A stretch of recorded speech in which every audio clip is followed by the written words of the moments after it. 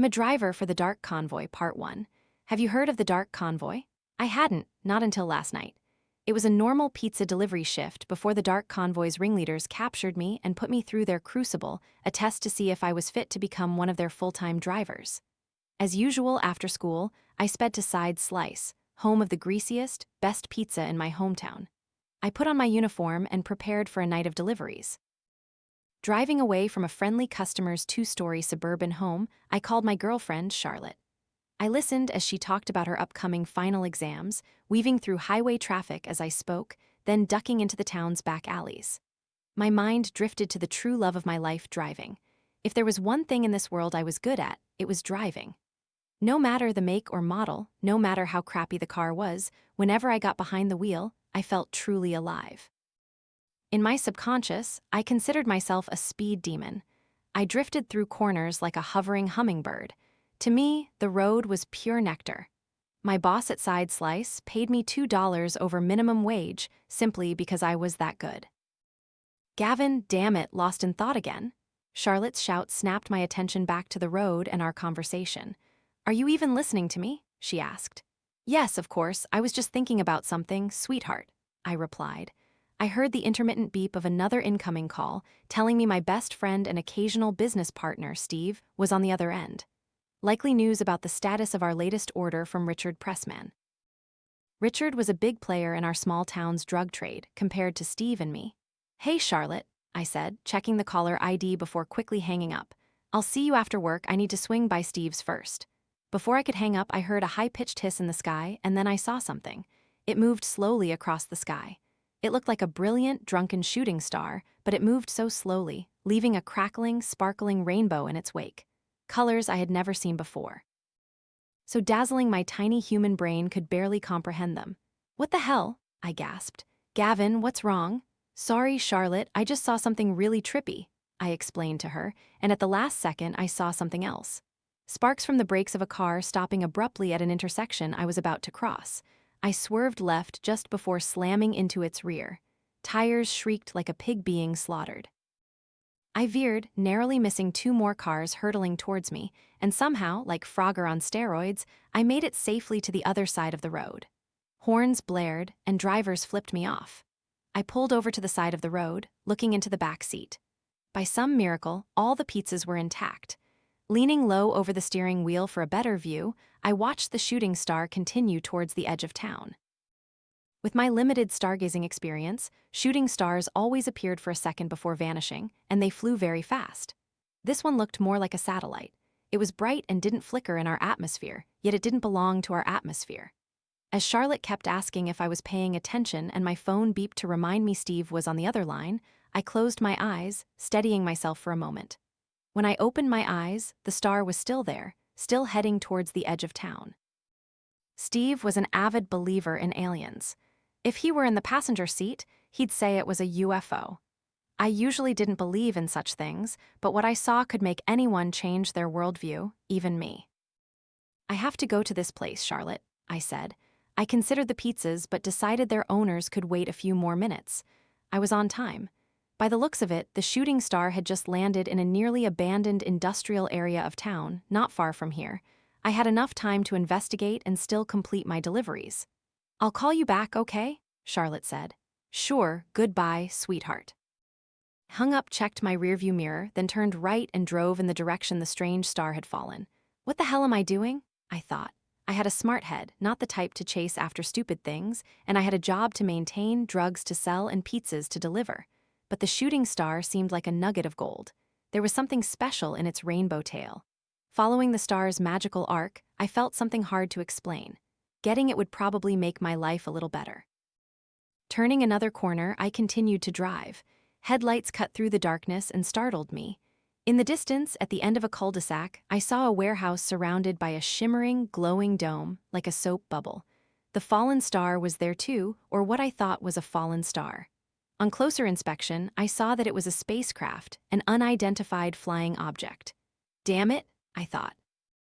Continuing to drive towards it unconsciously, I saw that the vehicle was a polyhedron with very little attention I'd given to math class over the years. I remembered that a polyhedron described a shape with more than 6 sides. This thing had 1,000 sides or more. It was a geometric form, and each of its faces glowed a different color. One of its faces opened. I saw an entrance with stairs leading down from it, and as two figures descended, to my surprise, two normally dressed people emerged. Not aliens, they were human just like me. I turned off my headlights and my phone, driving closer, pulled forward like a piece of metal to a magnet. I noticed that the polyhedral spacecraft wasn't the only vehicle there. There were 3 other cars, black sedans. I parked. A familiar thought returned. What the hell am I doing? But I couldn't resist. I had to take a picture or something. It would be a great story for Steve, or maybe I'd expose a conspiracy and get rich in the process. I crouched low, peering through the darkness, my heart pounding in my chest. 50 yards, the faces of the 2 people became clearer.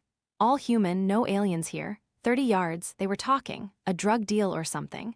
Maybe these were the kingpins supplying Richard pressmen. 15 yards, they dragged a man out of one of the cars. His face was beaten to a pulp. His swollen eyes looked like bursting purple grapes. His lips were cracked, the cuts shaped like teeth. Realizing the terrible situation I had walked into, I stopped, but I felt a sudden presence behind me. Gavin Racer. I turned. A 6.5-foot tall man, towering like a wall, stood there. In his hand, he held a taser. Before I could react, he stepped forward, pressed the 2 electrodes to my neck, and I slowly lost consciousness. A bell rang in my head, then everything, including the brilliant light from the polyhedral spacecraft, went dark. I woke up strapped to a chair in the middle of a dark room. It smelled like dust, oil, and rat droppings. Above me, a dazzling light shone down as if I were a monologist standing center stage. Through the light, I saw the shapes of steel bars. After piecing together the details of the place, I realized we were in the warehouse. I also noticed that my clothes were soaked with sweat, or had I pissed myself? No, it was gasoline. Its scent was unmistakable, yet inviting. I'd always liked the smell of gasoline. It smelled dangerous and reminded me of driving. Being soaked in it was another story. I noticed the large man standing nearby in the shadows, the one who had tasered me. I had pissed myself. He held a lighter. To my right, someone coughed.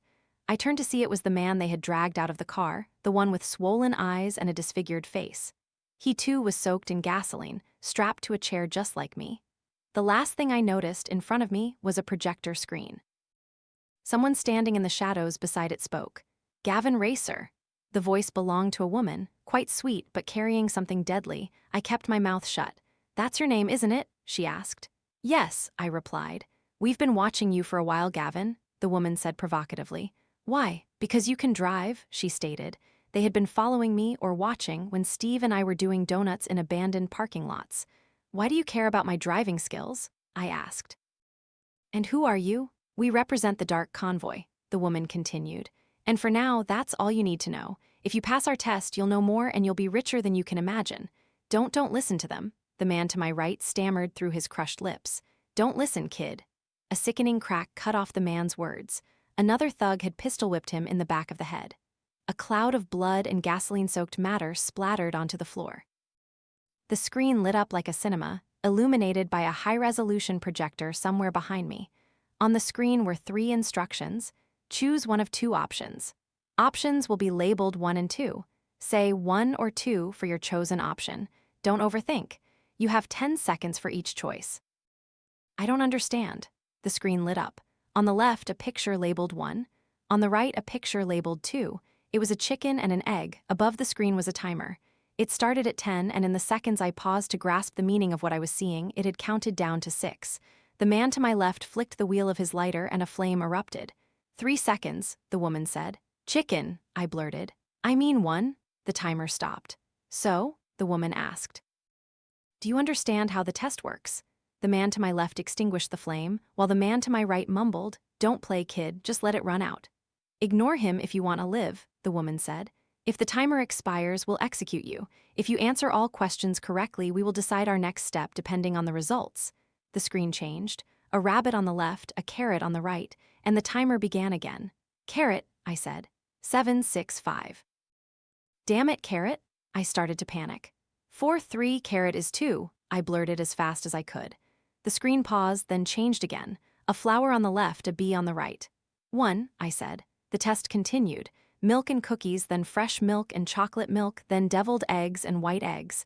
I kept saying 1 or 2, depending on what came to mind first, not wanting to let the timer expire. though the damned guy to my right kept telling me to. After a few more questions, the screen stopped on an image of a lake and an ocean. 5 more questions, the woman said. To my left, I heard the man's thumb spinning the lighter wheel. It sparked, dangerously close to my gasoline-soaked clothes. Same rules, the woman said. Left option is 1, right option is 2, but there are a few minor changes to the test you should know. For the last 5 questions, you'll have 20 seconds to choose, and instead of images, you'll see videos. She paused, then asked, "Are you ready?" The guy to my right mumbled something about refusing to play, but I didn't care about him. I knew that if I didn't play, I'd be toast. "Ready," I said. The test began. On the left, a video of an egg on a kitchen counter. On the right, a video of a dozen eggs on a similar kitchen counter. 18, 17, 16, 2, I said. The video changed, showing an egg falling to the ground in slow motion. Something about it made my stomach churn. The egg hit the ground, blood and rotten yolk gushing from it, and the carcass of a half-developed chick. "What the hell?" I exclaimed. "Don't question the test," the woman warned. "When you're ready." I took a deep breath, trying to push the image of the dead chick from my mind. The thug to my left continued to spin the lighter wheel. "Ready," I said. On the left was a knife, on the right was a gun. Knowing my first choice had resulted in a broken egg and a dead chick, I was paralyzed. 12, 11, 10, gun, 2, I yelled. An unseen person picked up the gun. The video swirled, tracking from their perspective. They walked behind a man sitting in a recliner, reading a newspaper, put the gun to the back of his head, and pulled the trigger. The bang echoed like thunder, as if I were in the same room. The man's head exploded into a cloud of blood, soaking his newspaper. "What the hell?" I exclaimed again. "I won't tell you again," the woman said. "Don't question the test, or you will die." For the first time, she stepped into the light. She was as I imagined, stunning. She had honey blonde hair that perfectly matched the timbre of her voice. Her sparkling blue eyes were like 2 glistening jewels, and her ruby-red lips made Dorothy's shoes look like small coins.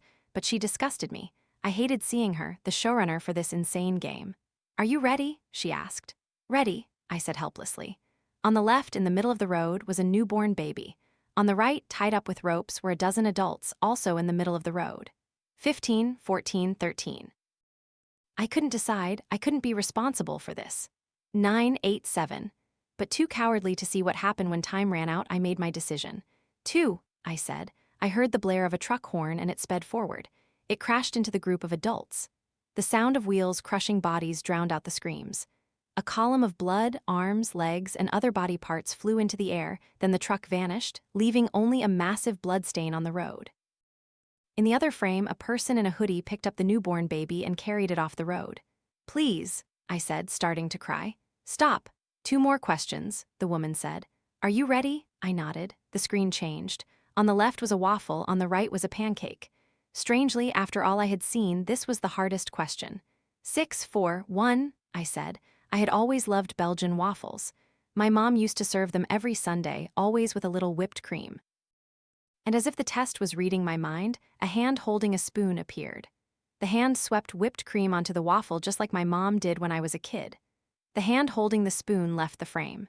It was replaced by 2 other hands, one holding a fork, one holding a knife. I watched from the perspective of the one holding the utensils as they cut a piece of waffle and ate it. It made no sense, but it was deeply unsettling when that person could also eat a giant horsefly.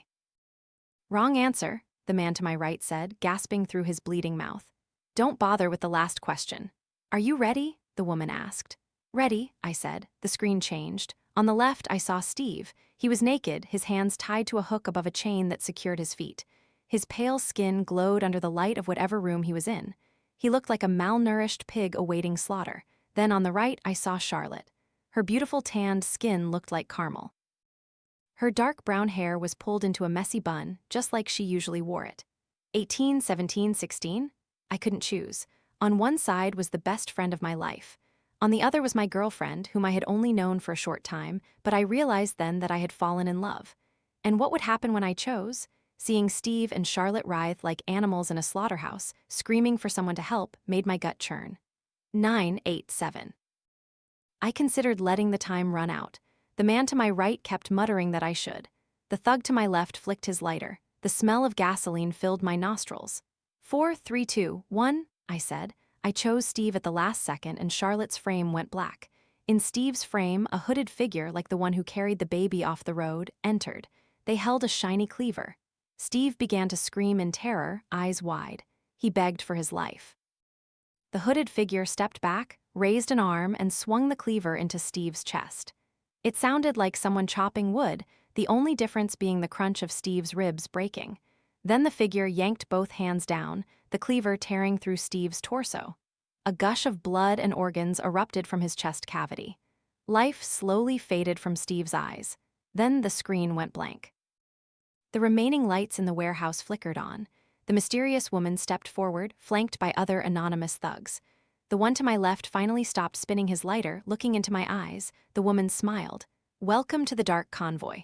Someone grabbed my chair, pulled me back, and spun me towards the man on my right. He began to scream.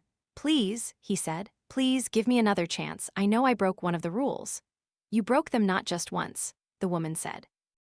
"Dozens of times, Frank. We gave you a second chance, a third, a fourth, and a fifth, considering your performance, your chance to correct your mistakes. But in the end, you disappointed us too much." "Please, Frank Sloan," he pleaded. "Tell Mr. Gray I'll change. I'll even dedicate myself to mentoring the new guy." "You mean you'll mentor your replacement?" she asked. The woman, Sloan, gestured to me. Realization dawned on Frank's face, and I saw the thug who had stepped closer and spun the lighter. This time, he flicked it hard, and a steady flame erupted. "Goodbye, Frank," Sloan said. The thug threw the lighter at Frank. Flames enveloped Frank's body like a rash, and his eyes bulged so wide I thought they would pop out. I watched in slow motion as Frank burned alive. His eyes withered, his skin blistered with sizzling sounds, then blackened and peeled away. His glowing white bones protruded through layers of melting flesh. His agonizing screams resonated horrifically, filling the space in the worst possible way, mingling with the crackling of his muscle tissue and a sickening, burning odor that filled my lungs, bringing my nausea to a crescendo. My vision began to blur. One of the thugs pulled my chair away from the spreading flames. As I slowly lost consciousness, Sloan approached. She lifted my chin with seductive, elegant fingers, nails painted matte black, perfectly matching her nature. "Welcome to the Dark Convoy, Gavin. We'll be in touch about the next steps." A while later, I woke up in my car. The stars had moved in the sky, indicating time had passed. I was still on the same street where I had parked earlier, still looking towards the warehouse. It was still intact, not burned down. There were no cars in front. The polyhedral spacecraft I had followed earlier had also vanished. My clothes were still wet. The smell of gasoline permeated my car's cabin. "Right, I need to find Charlotte," I told myself. Not Steve, but Charlotte. Not the man I had chosen to kill, but the girl I had saved. She was all I could think about. I put the car in gear and sped towards Charlotte's house on the other side of town. While driving, I called Steve. My call went to voicemail. "This is Steve, you know what to do." I hated myself for not letting the time run out. But if I had, I would be a pile of ash and probably Steve and Charlotte too. I sped through red lights, darted through intersections, and drove onto sidewalks when there was no other option. Despite the blaring horns, I kept driving, pedal to the floor at high speed on residential roads. I arrived at Charlotte's neighborhood with its old trees and white picket fences. I parked in front of her house and ran to the front door. The light in her bedroom was on. Without stopping to ring the doorbell, I ran inside and encountered Charlotte's father. "Hello, Mr. Hankins," I said. "Charlotte, is she okay?" Charlotte's father looked at me as if I were crazy, which wasn't unusual, he did it often. But there was something different about his gaze now. "Why do you smell like gasoline, Gavin?" "Mr. Hankins, I'm sorry, I have to see her." I didn't answer him. "No, you don't," he said. "Get out of my house and take a shower right now." "What's going on, Dad?" It was Charlotte. She was standing at the top of the stairs behind him. Nothing was wrong with her. Not a scratch, no sign of where she had been hung in the slaughterhouse. She ran down the stairs and led me outside, then closed the door behind us. "Gavin, what the hell is going on?" she asked. "Why do you smell like gasoline?" I spun her around by her arms, checking her. She was warm and smelled of flowers. Her soft cotton pajamas clung to her unharmed body, not a thread out of place. "Gavin, you're scaring me, just go back inside." "Lock yourself in your bedroom," I said. "Don't open the door for anyone." "Gavin, what's wrong? Tell me now," she said, her voice tense. "Don't argue, Charlotte," I said. "I have to find Steve." Charlotte looked at me warily, then went inside. I watched her go as the door closed. I rushed back to my car, started the engine, and prepared to go to Steve's house on the other side of town. All I could imagine was his severed chest, his guts spilled on the ground. My phone vibrated in my pocket. I pulled it out, hoping to see a message from Steve saying he was okay, that it was just a bad trip or something similar. But the message came from an unknown number. No message, just a link to the Dark Convoy's website. The night had passed, and dawn had begun to break, replacing the static darkness. Charlotte kept calling. Each time the phone rang, I looked at her picture hanging from the rearview mirror. She smiled at me, her tanned cheeks full of freckles, her dark brown hair tied in a messy bun. But I ignored the urge to pick up the phone and check on her again. My eyes were fixed on the road. My attention was on Steve's house. I sped my old Camry as fast as I could. Steve! All I could visualize was the hooded figure chopping into his chest with a cleaver on a terrifying loop. I imagined the man pulling down with all his might, tearing Steve's skin from his body and spilling his guts onto the pavement. Across the sidewalk, across the freshly mowed lawn, I finally reached Steve's house. I parked parallel behind his parents' minivan before running to the front door. I looked at myself in the rearview mirror. I had dark circles under my eyes. Dried gasoline had left a dirty film on my face, like a middle schooler on the verge of a lifelong adventure with acne. I also saw 2 parallel bruises on my right cheek. The Dark Convoy thugs had landed a few blows on me, I didn't even remember when. Running to Steve's front door, I saw his younger brothers and sisters looking out the window, all 7 of them. Steve was the oldest. "Gavin, is that you?" Steve's mother, Mrs. Fletcher, came out the front door. "Steve, you need to talk to him." "Gavin, what's wrong? Do you remember me?" Steve appeared at the door behind his mother. He looked at me with wide, worried eyes.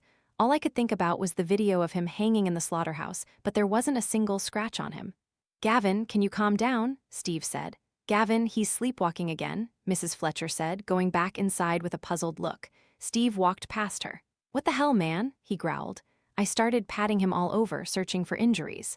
"Gavin, calm down a bit." I lifted his shirt and looked at his chest.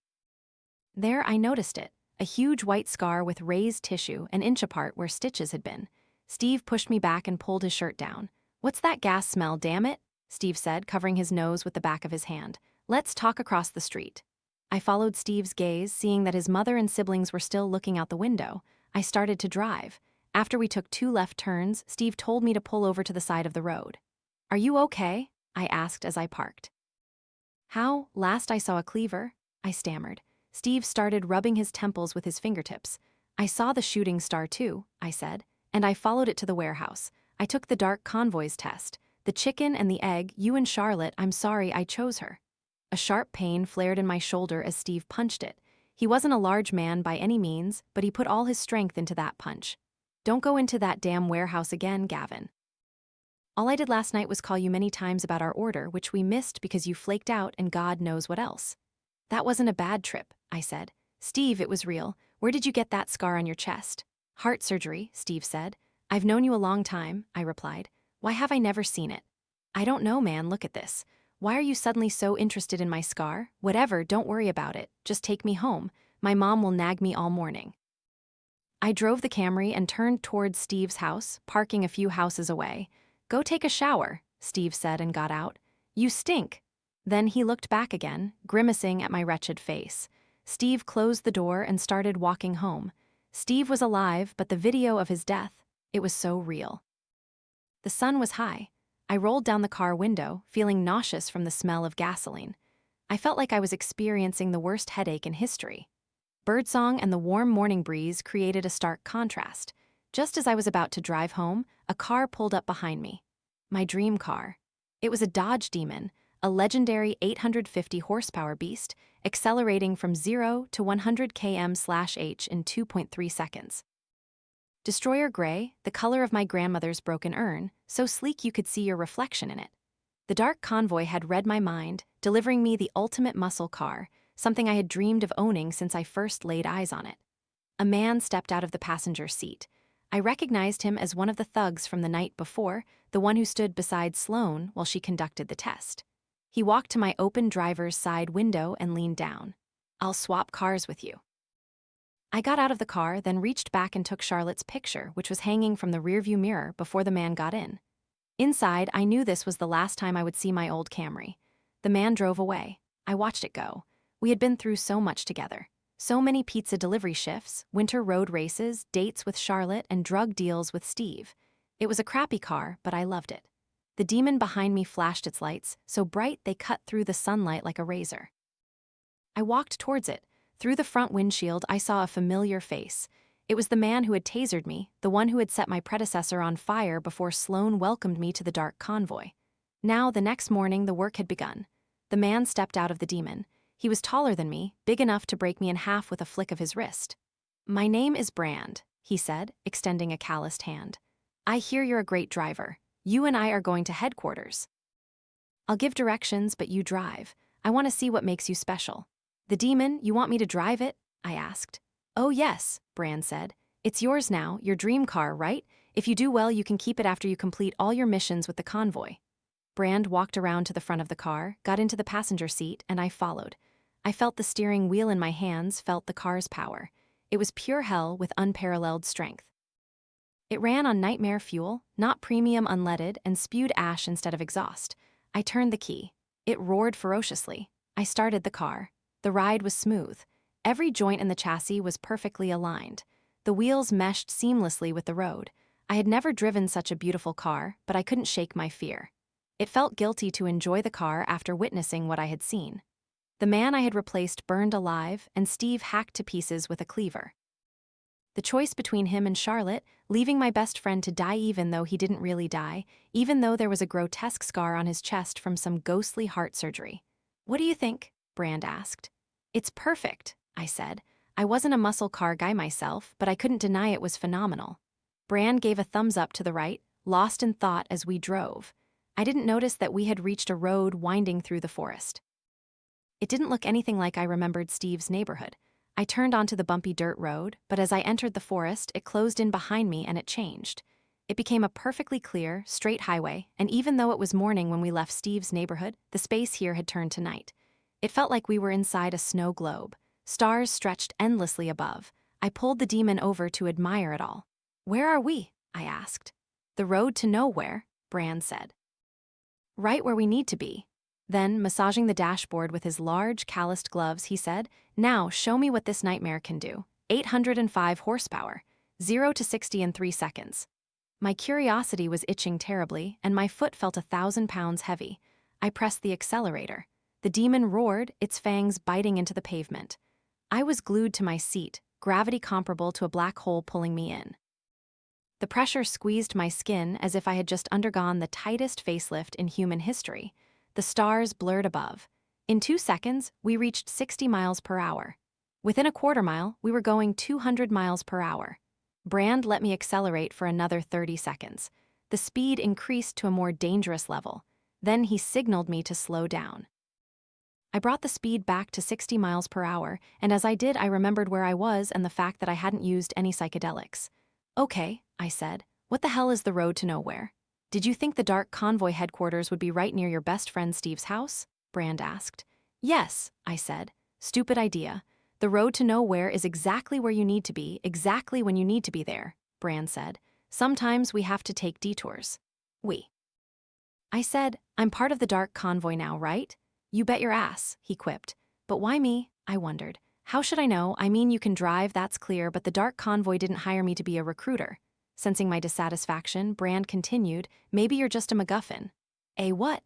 My face began to droop as Brand said. "A MacGuffin. It's like a plot device in a story. Pulp Fiction's golden briefcase.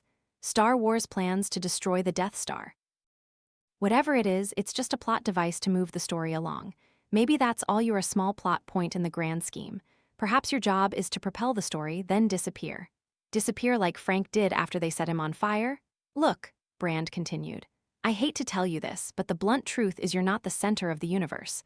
Nobody cares what you think." I looked through the windshield. The starry sky above overwhelmed us and gave me a sense of how small I was. Maybe Brand was right. "So what's your role in all this?" I asked. "I'm the shotgun rider," Brand replied. "I'm good with a gun. When things go south, I shoot first and don't ask any questions, and I'm on mission number 4, so don't mess with me." "Mission number 4?" I asked. "There are 5 missions," Brand said. "No more, no less. You're hired by the Dark Convoy to complete 5 missions, and once they're done, you get paid. I've seen some people stay on with the convoy." I've seen others get their own private islands, sipping wine and watching the ocean all day. That always sounded great to me. And you, as I said, I'm on mission number 4, almost done. Picking you up for the convoy was a pretty straightforward mission compared to the others they've given me. 5 missions. Frank, the man from the night before, where did he go wrong? What mission was he on? Perhaps contrary to what Brand thought, the Dark Convoy simply set you on fire at the last minute. The thought terrified me, but what terrified me more was if I didn't do these jobs. I thought of Steve and the cleaver plunging into his chest. A sudden realization hit me. Steve, I said. He's collateral.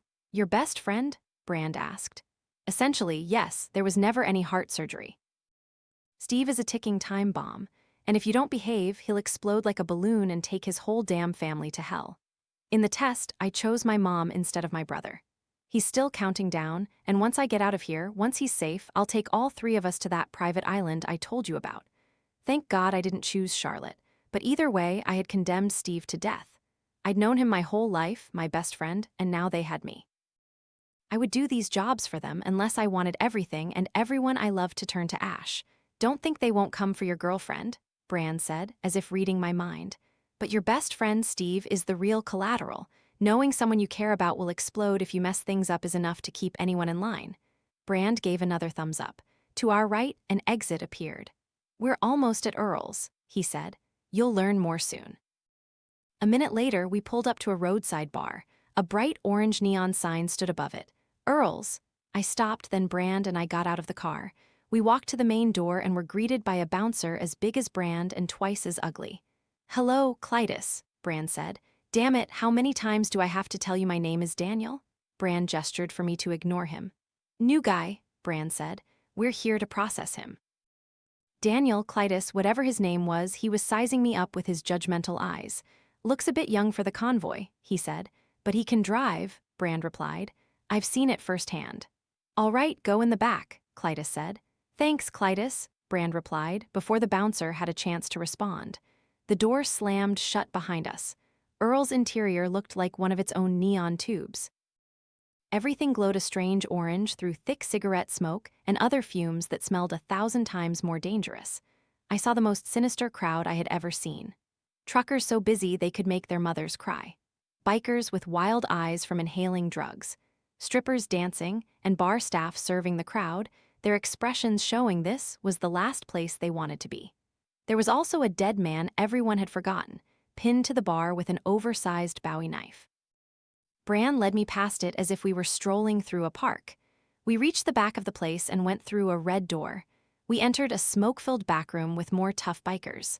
Brand nodded at them, then led the way to another door, entered a code, and pointed to the basement. I thought about running. I was terrified of what I would find if I went down, but I remembered Steve and the bomb they had placed in his chest, and I remembered Charlotte, knowing a similar, perhaps even worse, fate awaited her if I backed out. I descended the stairs, step by step, warily, until I reached the bottom and entered the Dark Convoy's main offices. In contrast to the dive bar upstairs, the main offices were warm and welcoming. There were more intimidating men and women throughout the basement, but no toxic haze like stale beans and no dead people pinned to the bar with oversized Bowie knives.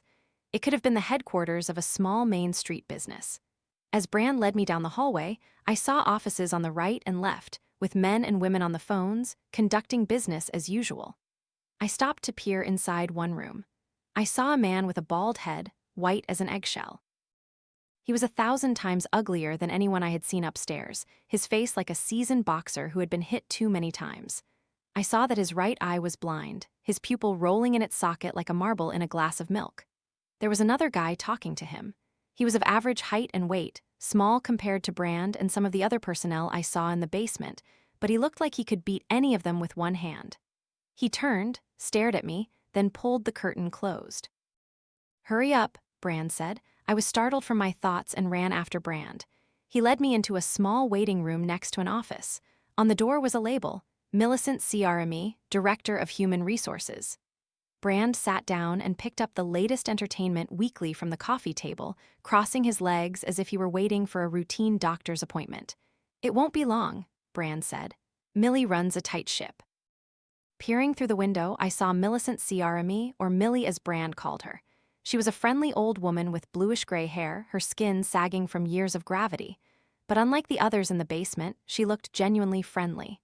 The man she was talking to was trembling, clearly scared to death. He was pleading with her. She smiled, listening as he gesticulated wildly. After a few more seconds, I saw a swift movement. Millie's arm changed.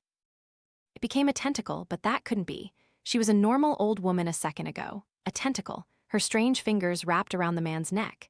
His face suddenly turned purple. He seemed to stand still for a moment, then he was slammed onto the desk. Millie slammed the unfortunate man's face onto the wooden floor over and over. Blood sprayed into the air, and fragments of his broken skull scattered across Millie's office window. Brand looked up from his magazine. "Damn it, was that Bill?" "He just finished mission number 4, he shrugged. "Don't anger Millie." Millie's tentacle whipped aside, throwing Bill's lifeless body into a corner. The tentacle retracted back into the shape of a hand. With it, she dialed a number on her phone. A few seconds later, a man who looked like a janitor pushed a towel cart from the hallway. He entered the office. I watched through the window as he picked up Bill's body and loaded it onto the cart. Then he sprayed Windex on the blood-splattered windows, tossed the dirty towels in with the dead man, and pushed the cart back into the hallway. Millie was at the door. "Gavin," she asked, "come in, we're waiting for you." I sat silently at the desk, staring at the bloodstain on the tabletop where Bill's head had been. I couldn't clearly hear Millie's words. Everything around me became blurred. Fragments of Bill's skull and gray matter clung to the papers on her desk. She smiled sweetly at me, her arm no longer a tentacle, her expression placid. From under the table, a dog appeared. It was old, its breath sour, its muzzle salt and pepper. "This is Henry," Millie said. "Don't worry, he's very gentle." Henry disappeared back under the table. I could only think of how strange everything was, a pub or a corporate headquarters in the basement. Henry, the friendly office dog, looking up from under a table whose surface was still slick with Bill's blood. "The most inefficient employee," Millie said, pushing a piece of paper across the table. "As I said, we're very happy to have you on the team. You're an incredibly talented person. I've had my eye on you for a while. You deliver 4-cheese pizza better than anyone I've ever seen." She and Brand laughed together. Then she tapped the paper. It was soaked with Bill's blood. "These are the Dark Convoy's operating values," she said. "You'll want to memorize them. We'll get you a laminated copy." Through the dark red bloodstain on the paper, I read the values. There were 12 of them. 1. Always work in pairs. 2. Don't question the manifest. 3. Don't inspect the cargo. 4. Don't pick up hitchhikers. 5. Ignore strange sounds and ghostly whispers. 6. Exchange cargo within 5 minutes. 7. Tell everyone you work for Merck. 8. Never stop for Smokey. 9. Always carry your cyanide pill. 10. Take that cyanide pill if you're captured. 11. Don't be sentimental. 12. Always drive at high speed. "Seems like a lot to remember," Millie said, "but you'll learn it quickly, and Brand will help you remember them. You two will be on your first mission together." "Great," Brand said. "Mission number 5. "Mind your words, Brand," Millie said, narrowing her eyes at him. "Yes, ma'am," Brand said, straightening his shirt. For the first time, I saw a flicker of fear on Brand's face, but it vanished instantly. "Excuse me, Millie," Brand said. "Brand is one of our most effective people here," Millie said. "I'll be sad to see him go, but you'll be on the right track if you follow his example." Millie stood up and went to a filing cabinet. "Finish your paperwork before you go," she said. "Tomorrow morning, mission number 1 begins. You'll be transporting artwork for a local serial killer named Keeper." My breath caught. "Customers come first," Millie warned. "I won't tolerate you making Keeper uncomfortable about his work. He's paying us well for our help." She sat down and handed me some papers to sign. "I don't think Keeper will tolerate any rudeness either. He's not fond of men. Don't think you'll be an exception." After signing the papers, I took the briefcase Millie handed me. I opened it and saw Keeper's profile. He had dark, scarred skin. His nose was covered in tangled veins and broken capillaries. His hair was bleached almost white and braided into tight French braids that clung to the sides of his skull like dead insects. His eyes were bright orange due to the contact lenses he wore, the eyes of a predator. I followed Brand out of the office, but at the door I stopped, looking back, admiring Bill's bloodstain one last time. Steve, Charlotte, 5 missions. The first mission for a serial killer whose profile picture scared me more than anything I had seen until then. The Dark Convoy had me. I was a MacGuffin, a trivial plot point, but if there was any hope to be found, it was that all I had to do was drive. After leaving Earl's and knowing that my first mission would be to move artwork for a serial killer called Keeper, more strange truths came to light. Brand, my new associate, explained my next mission and his as we drove to his house in my Dodge Demon, which still smelled of gasoline. My face still ached from the beating I had received the night I learned of my newfound fate. We talked about mission number 1. It was scheduled to begin the next morning. Stars stretched overhead, night covered the road to nowhere like a sequined blanket. Brand held the laminated copy of the Dark Convoy's operating values that Millie had given me before I left headquarters. "I'll tape these to the dashboard," Brand said. "Keep them there for a reminder whenever you need it." I glanced over, scanning the list for the 3rd or 4th time. 1. Always work in pairs. 2. Don't question the manifest. 3. Don't inspect the cargo. 4. Don't pick up hitchhikers. 5. Ignore strange sounds and ghostly whispers. 6. Exchange cargo within 5 minutes. 7. Tell everyone you work for Merc. 8. Never stop for Smokey. 9. Always carry your cyanide pill. 10. Take that cyanide pill if you're captured. 11. Don't be sentimental. 12. Always drive at high speed. "I'm your shooter," Brand said, "and value number 1 is crucial. We always work in pairs because it's simply you and me. If someone else magically appears in the car, we're toast." That happened to a friend of mine. He accidentally picked up a hitchhiker. His partner lost his mind, and he almost died rolling out of the car to prevent the same thing from happening to him. I studied the other values. Don't question the manifest. Ignore strange sounds. Always carry your cyanide pill and take it if things get dangerous. That was a lot to remember. But looking at the values, I noticed a common theme. Working for the Dark Convoy was a commitment not to question anything. The test they forced me to take was a standard test.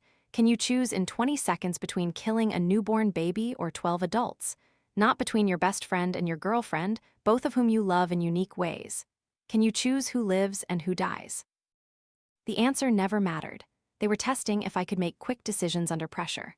The only correct answer was to voluntarily serve the Dark Convoy, make a decision, and dive in until your 5 missions were complete. "As for tomorrow," Brand said, "values 2 and 3 are also very important. You can imagine that a serial killer's artwork is a bit peculiar, but don't question him or look at his silly stuff. Just drive. I'll pick you up tomorrow morning," he continued. "We'll be working with 2 other transporters. They're driving the truck with Keeper's artwork. Your job is to escort the truck to his new residence. Relax and enjoy the ride." On paper, it sounded easy, except for the part about discarding my morals and allowing a serial killer to continue his insane creative activities. I recalled the profile picture I had seen of Keeper. His face flushed with broken capillaries from years of heavy drinking. His neat French braids clung to his skull like 2 twin centipedes. He seemed to crawl out of the stillness of the photograph. "What about my life?" I asked. "My job, school, what about Charlotte and Steve? What about my family?" "Everything stays the same," Brand said. "The convoy will handle your daily affairs when work arises, but otherwise just live as if nothing has changed." "Helping a serial killer move his artwork," I said, "and pretending nothing is unusual. Okay, I get it." Brand placed one of his huge hands on my shoulder and patted it reassuringly. "I've been in your shoes," he said. "None of it makes sense, and it makes even less sense when you have to leave your conscience at the door. But do you want to know something crazy? I work for the local Boys and Girls Club during the day. It's nonsensical.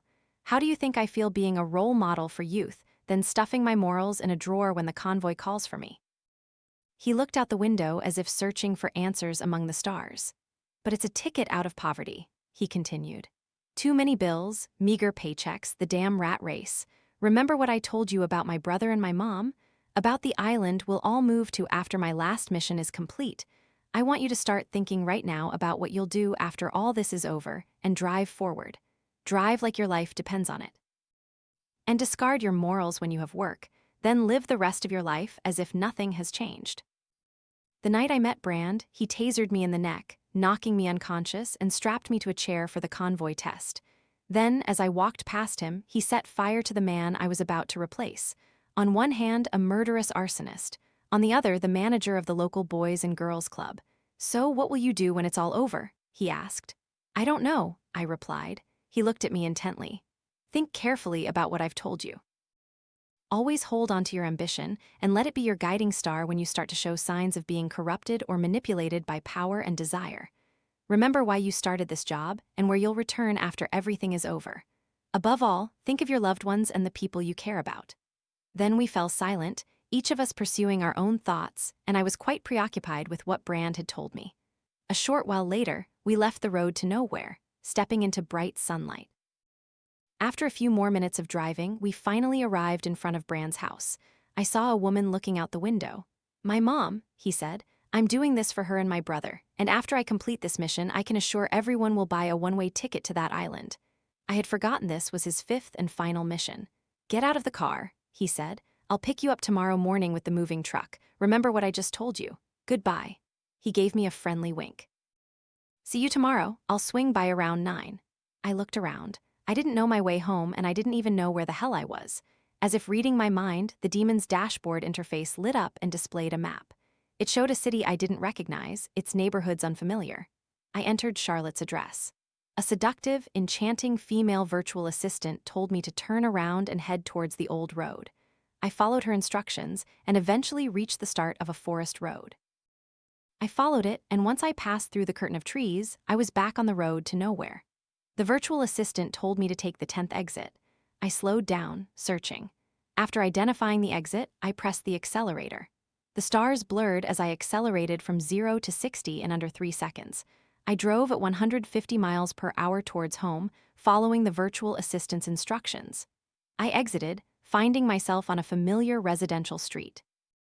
I turned off the map and drove towards Charlotte's house. Dusk had fallen. The soft light of the late afternoon, outside of reality, was a stark contrast to what I had seen and experienced in the past few days. I stopped the car near Charlotte's house, parking a few houses away. Then I texted her, asking to visit her for a bit. I followed the familiar path to avoid Charlotte's parents. I climbed the fence and walked on the wire to a low part of the roof, then circled to her bedroom window, which overlooked the family's backyard. Charlotte had the window open, waiting for me. Come in quickly, she said. My parents are home, but they think I'm doing homework. I climbed through. Charlotte's breath caught in her chest, her voice worried. Gavin, what happened to your face? Without thinking, I cupped her face in my hands and pulled her close, pressing my mouth to hers. Startled, Charlotte's lips were sealed, then opened a few seconds later. We fell onto her bed together. I had never felt anything so wonderful, but the previous hours had exhausted me. My mind, body, and soul ached. Charlotte's cloud-like bed wanted to swallow me whole, and I let it happen. A few minutes later, she pushed me away. We went into her private bathroom. She turned on the shower, and we leaned against the wall. I let the warm water wash over us. I kissed her as if it were the first time. Night slowly fell. An hour later, Charlotte's dad poked his head into the room while I was hiding on the other side of her bed. She lied, saying she was going to bed early. Her bed still smelled of gasoline from where I had fallen, but it mingled with Charlotte's natural floral scent. What day is it today? I asked. Friday, she replied. Gavin, what happened to you? Sleep called me closer. I was too tired to answer. Tomorrow morning, I said. I'll call Steve and tell him and you everything. The next morning, after Charlotte's parents left the house for an outing, she pulled out an old pair of jeans and a t-shirt from the far corner of her dad's closet. I took another shower. The smell of gasoline finally disappeared. Outside, the warm morning air enveloped me. For a fleeting second, it felt like life had returned to normal. Should I drive? Charlotte asked. No, I said. I have something I want to show you. I felt a strange sense of pride welling up. I wondered if that was what drew people like Brand to their work with the Dark Convoy. I had passed their test and earned a demon. We approached it. Charlotte's breath started to catch. I looked at the car, a gray muscle car, like a piece of broken pottery in Charlotte's peaceful suburban neighborhood. It stood out like a sore thumb. Gavin, where did you get this? She asked. Your Camry, where is it? Long gone, sweetheart, I said. Let's go to Mel's. I'll tell you more there. Mel's was the most popular diner in town. Charlotte had made a reservation 45 minutes earlier. I texted Steve and told him to meet us there. Then I took Charlotte for a ride. She seemed to forget her worries for a while, smiling, laughing loudly, and gasping as I sped down the highway and danced with the road. When we arrived at Mel's 4 minutes later, Steve was waiting for us. The waitress led us to a corner booth and said she'd be back with coffee. All right, Steve said. He looked at me expectantly. I suppose this is about you coming to my house yesterday, scaring my mom, right? That's only part of it, I said. I couldn't take my eyes off the Creature Skateboards logo on Steve's t-shirt, knowing that behind it was a scar. If Brand was telling the truth, that scar enveloped the bomb the Dark Convoy had placed in Steve's chest, a bomb that would explode if I decided to back out before completing 5 missions. Gavin, Charlotte asked, where did you get the new car? New car? Steve asked. I pointed out the window. Steve suddenly stood up, rattling the silverware on the table and drawing the attention of nearby diners. Is that a demon? He asked loudly. The whole diner fell silent, looking at Steve. He awkwardly sat down, then repeated his words in a whisper. Is that a demon? Steve couldn't drive, but he loved beautiful cars as much as I did. Yes, I said, and it relates to why I came to your house yesterday. All right then, Steve said. Tell me everything, and you better not tell me you stole money to buy it. I started to tell them everything, from the shooting star I had seen a few nights earlier during my pizza delivery to how I had followed it to the abandoned warehouse. I told them about the test I had taken and the split-second decisions that led to my survival and the death of my predecessor, Frank. I told them about the day I rushed to their house, about getting the demon, and driving on the road to nowhere with Brand. I told them about my apprenticeship with Millie CRME and about the Dark Convoy's offices located beneath Earl's noisy ground floor. It suddenly occurred to me that telling them everything was a bad idea, but Brand had never mentioned keeping it a secret. Besides, the Dark Convoy had plausible deniability about their presence. Society would consider those who revealed secrets to be insane. That's what I felt Steve was thinking of me as I looked at his expression. Got it, Steve said after I finished my story. So you took a bribe, sold some, and inhaled the rest. God, Gavin, do you understand what you're saying? This is crazy. I believe him, Charlotte interrupted. The waitress appeared with our food. Her sudden appearance paused our conversation. She placed pancakes, fried eggs, and a cup of coffee on the table, then went to another table in the restaurant. At least in part, Charlotte continued. You smelled entirely of gasoline, and that car isn't something you can just go out and buy in the middle of the night. And last night, Gavin, you were mumbling in your sleep. It was a list. You kept repeating similar things, the 12 operating values of the Dark Convoy. Don't inspect the cargo, Charlotte hummed. Always drive at high speed, and something about carrying a cyanide pill. Steve, I said, do you too understand what you're saying? This is crazy. I pulled out my phone and found the message I had received the previous morning. I clicked the link to the Dark Convoy's website and handed the phone to Steve. He studied it carefully, but in the end, he shook his head. That's just a fake website, he said. Anyone can create something like this. It's not fake, I said, but I won't be able to convince you. Then I remembered Steve was collateral. Look at your scar, I pleaded. Shut up, Gavin, Steve replied, unhappy. What scar? Charlotte asked. Heart surgery, right, Steve? Steve glared at me, then pulled up his shirt, revealing the white, rough scar. It ran from just below his sternum to the top of his chest where his collarbones joined. Happy now? He asked. I didn't know you had heart surgery, Charlotte said. Because he didn't, I said. There's a bomb in his chest. Steve stood up. I repeat, shut up, Gavin, I'm leaving, go to rehab or something. In the meantime, I'll take over with Richard. Richard Pressman, the one we sold drugs to. I had forgotten all about him, even though he had scared me a few hours earlier, but I realized that Richard was just a harmless speck of dust compared to the Dark Convoy and the cargo they transported. Call me when you're sober, Steve said. But right now, as I said, I'm leaving. Steve walked away. Charlotte and I sat in silence, eating our breakfast for another 10 minutes. Then we paid the bill and left. Charlotte broke the silence as we drove home. Do you think we should go to the police station? No, I said. You don't understand what these people are capable of. They have superpowers. I looked up at the rearview mirror, at Charlotte's picture hanging there. Brand had mentioned following my ambition and my guiding star. It was the motivation for me to complete the 5 missions. It was then I realized that Charlotte was my guiding star. Saving her and Steve was my top priority. It didn't matter who I chose as collateral. Both could be in danger in the future. Charlotte, I said, I'm begging you, whatever you do, don't mention this to anyone other than Steve. I don't think he'll listen, but maybe he'll come around. Besides him, don't say a word about it. Charlotte nodded. Okay, but you have to always tell me everything honestly. That's what she had said before. I had never been entirely honest with Charlotte about my life, or about my feelings, the business ventures with Steve, anything else. Charlotte was the most precious gift in my sinful, wretched life, and I loved her. We stopped the car a few houses from her place. "Call me later," she said. "Sure," I said. "Charlotte, yes." I thought about telling her I loved her, but knew it would only complicate things. "Be careful," I said, "and don't tell anyone about this." When I got home, the moving truck was waiting for me. Brand was leaning against it, legs crossed, his foot tapping impatiently.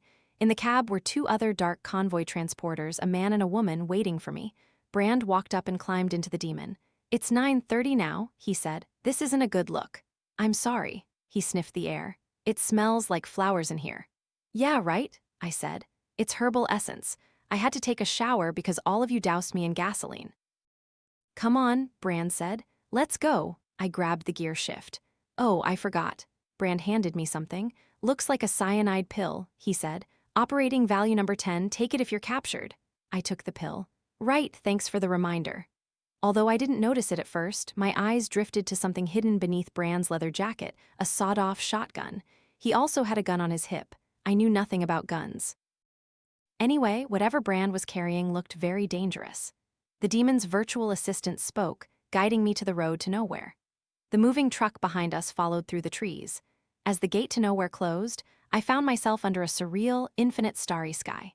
They lit up the road, disappearing beyond the horizon in both directions. I pushed the Demon to 60, driving towards Keeper's house, listening to Brand talk about how he had spent the previous night watching Emily in Paris.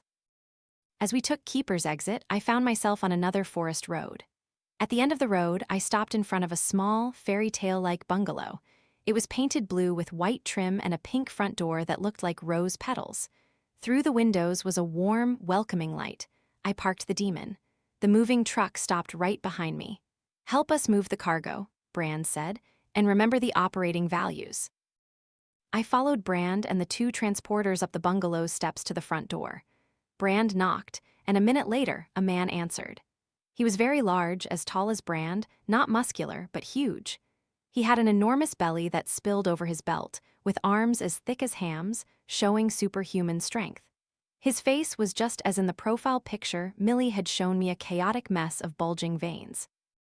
His bleached French braids were tightly woven, clinging to his massive head as if they were sewn into his flesh.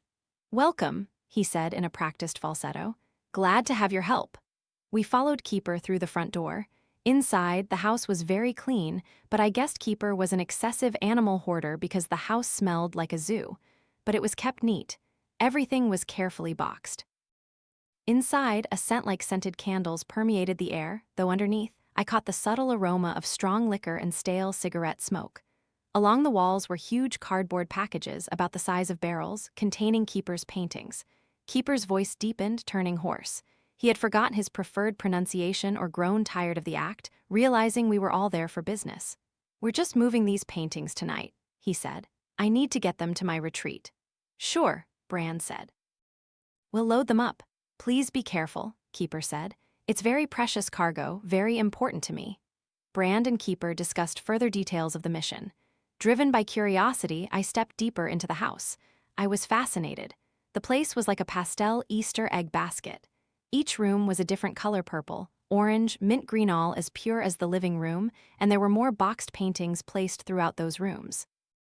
The only thing that seemed out of place was a door leading off the kitchen. It was made of plain wood, looking like part of the old house, untouched by Keeper and his sweet aesthetic. My stomach tightened as I heard sounds coming from beyond the door, the distant crying of a woman. Operating value number 5. Ignore strange sounds and ghostly whispers, but I couldn't stop myself. I stepped forward and gripped the doorknob, pulling the door open. A rush of cold air swept up a staircase leading down to a basement hallway. It looked like a concrete bunker, something people would hide in during a nuclear disaster. Stepping down the hallway, I was greeted by cold air and cries, but it wasn't just one woman.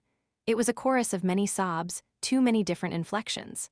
Unable to stop myself, I took another step down. My eyes adjusted to the darkness, and then I saw something at the foot of the stairs, a crimson stain on the concrete floor like blood. "Are you lost?" The hair on the back of my neck stood on end as a voice spoke behind me just inches away. I turned to see it was Keeper. He was taller than me, staring down with murderous green eyes. "I think so," I said. "My artwork studio is in the basement," he said. "But the artwork there isn't finished and none of it needs to be moved right now." Keeper blocked my escape. I thought he would push me down the stairs into whatever horror lived in his basement, but Brand appeared beside him, breaking our standoff. "Sorry, sir," Brand said. He turned to me. "This is the new guy, still learning." "It's all right," Keeper said, stepping aside. "I can understand why people are drawn to the secrets of haunted houses." I squeezed past Keeper and went into the living room. Brand pulled me aside. "You almost got me killed, you stupid fool." He growled. "I'm sorry, I heard." I stammered. "I don't care what you heard," Brand said. "Our mission is to move the artwork. Don't question the manifest operating value number 2, or should we call Millie?" Brand began to threaten me. I thought of Millie's tentacle, of the broken skull of the inefficient employee, and of the blood and gray matter that had soaked the contract papers the night I signed it. "Sorry," I said. "I'll do better." "Good," Brand said. "Let's start by moving some of those bags." I hadn't seen them before, but in the living room, beyond the living room, was a row of 10 black vinyl bags body bags. "He also wants us to transport his art supplies," Brand said. "Now, let's get to it." Half an hour later, we had everything moved out. "All right," Brand said, leading me to the demon. "Now's your chance to make things right." Brand nodded to Keeper, who was standing near the moving truck. "He wants to ride with us to ensure everything is delivered to the right place." I couldn't refuse him. It's a huge amount of artwork, and God knows how much it's worth, so you'll drive him. A shiver ran down my spine. "What will I do?" "You'll drive him in the demon," Brand said, "and you'll have to change your damn attitude while you're driving him." "I'm not sure I can," I said. "You certainly can," Brand encouraged me, "because he's a customer, and he's paying us a fortune for this mission." Keeper approached. The ground seemed to shake beneath his feet. "Is there a problem?" he asked. "No problem at all, sir," Brand said. "Let Gavin give you a relaxing ride in his car." Keeper raised his sausage-like fingers to his mouth, suppressing a giggle. "Just don't go too fast," he said. "I'm a timid cat afraid of speed." The demon tilted severely as Keeper got in. He barely fit in the space, and his legs were crammed against the gear shift. Every time I shifted gears, my hand brushed against his grotesque butt. While the demon had smelled of flowers just hours ago, now it reeked of alcohol and cigarette smoke, seemingly emanating from Keeper's pores. We turned onto the road to nowhere and began to drive. The awkward and heavy silence made the air inside the car incredibly suffocating. Keeper finally broke it. "Who is this?" He was looking at Charlotte's picture hanging from my rearview mirror. He reached up, gently touching it with his sausage-like fingers, turning it for a better look. She is my girlfriend. She's really beautiful," he said. Inside the demon, it was stifling hot from Keeper's body heat, but I shivered, feeling as if I had just stepped out of a sauna into a cold winter night. Right now, I just wanted to get him out of the car and drive away. "She's my type too," Keeper said. "Dark brown hair, tanned skin, like candy. How tall is she?" My attention shifted to the rearview mirror. I looked past Keeper's massive hand and Charlotte's picture. I saw that behind us, the moving truck began to swerve. Through its windshield, I saw Brand. It looked like he was arguing with the 2 other movers. "How tall is she?" Keeper said, drawing my attention back. 5 feet? 5'3", I think." Keeper's breathing became shallow. "Dark brown hair," his words came out in excited gasps. "Caramel skin, 5'3". Perfect." Behind us, I saw the moving truck swerve again, then stop. Keeper looked over his shoulder. "How irritating," he said. "Pull over." I slowed down and turned the car around, heading towards the truck. I saw that both movers and Brand were out, walking towards the back of the truck. "I'll go check," I said as I parked, using it as an excuse to get out of the car. I ran forward, my legs trembling. Looking back, I saw Keeper in the dim light of the demon, his green eyes staring out, the dashboard lights illuminating his disgusting face and bleached braids. Reaching the back of the truck, I saw one of the movers, the man, had opened the rear door. He was leaning over the cardboard packages, shifting them around and inspecting the wrapping. Brand looked furious. "Stop right there, you stupid idiot," he said. "Get your stupid ass back in the truck." "I heard something," the man said. "They're crying and humming. They want to fly, man. We have to let them fly." The woman stepped from the passenger seat, looking horrified. Brand pulled his sawed-off shotgun from under his jacket. "As God is my witness, I will blow your damn head off." He aimed at the mover who had started to open one of the paintings. I heard the whispers. He had mentioned women's voices and pained, choked sobs. Worse, the vinyl body bags containing Keeper's art supplies had begun to writhe.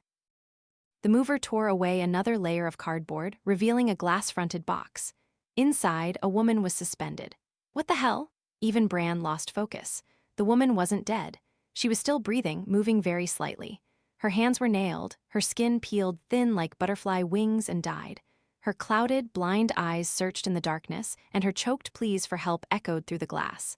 I looked back towards my car and saw that Keeper had vanished. While Brand and the other mover were distracted, too fast for me to even comprehend what was happening before it happened, the woman in the truck's passenger seat was dragged into the darkness at the side of the road. "Brand," I said. "Keeper, we have to get out of here right now." But Brand was also focused on the boxes. He had started to tear open another one. Inside was another skinned woman. Unlike the first, she was dead. Her flesh was rotting and necrotic. Brand turned his attention to a writhing body bag and began to unzip it. As he pulled the zipper, the body bag slid to the edge of the tailgate. A woman fell through the opening of the bag and onto the road. She looked like an undeveloped insect, born prematurely from its cocoon. She was covered in sticky, viscous fluid. Her legs were crushed, bruised, and injured. They were shapeless, as if the bones had been removed. I covered my mouth when I saw her legs were fused together into a tail. She reached out for Brand. "Please." Beside him, the male mover had turned his attention to one of the other boxes and began to smash the glass with his bare fists, still trying to free one of the women. The remaining mover hadn't seen Keeper for a moment. Keeper suddenly loomed behind him. "Careful!" I yelled, but Keeper had already grabbed him. He clamped down on the man's left and right arms and began to pull. Brand snapped awake, pushing me back. I heard the sound of the man's joints and ligaments tearing from his bones, a sickening, crunching sound emanating from beneath his taut skin. Keeper's eyes were wide and glowing, solely focused on the woman he had cruelly tortured for his artistic pursuit.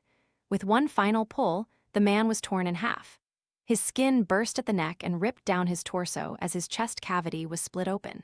Keeper threw his two halves away, then turned his attention to us. Brand aimed his shotgun at Keeper, pushing me back with one hand and pointing the barrel at him with the other.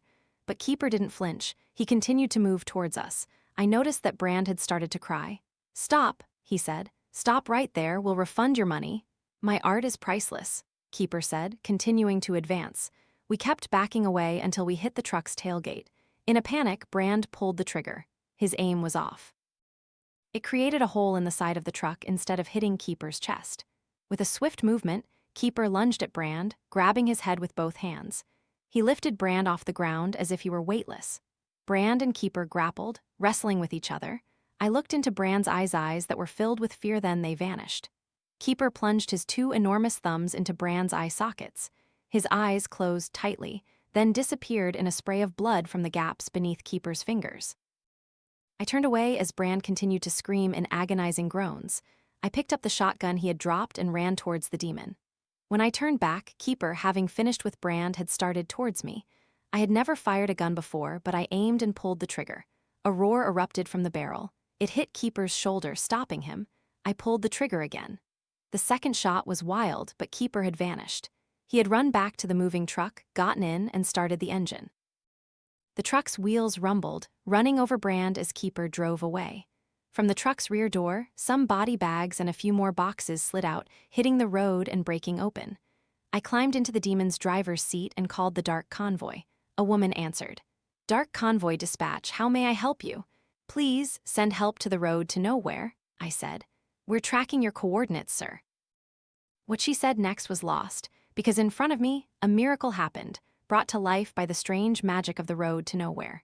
The universe shifted throughout this strange region of space. One of Keeper's butterflies flew up, and then another. Except the women in the body bags who had died on the road, those in the open boxes spread their wings and fluttered into the night sky. Their glowing silhouettes looked strangely beautiful amidst all the carnage. My attention was brought back to the present moment by the dispatcher telling me that help was on the way. I looked in the rearview mirror and saw Keeper had vanished from sight. Then I noticed something else.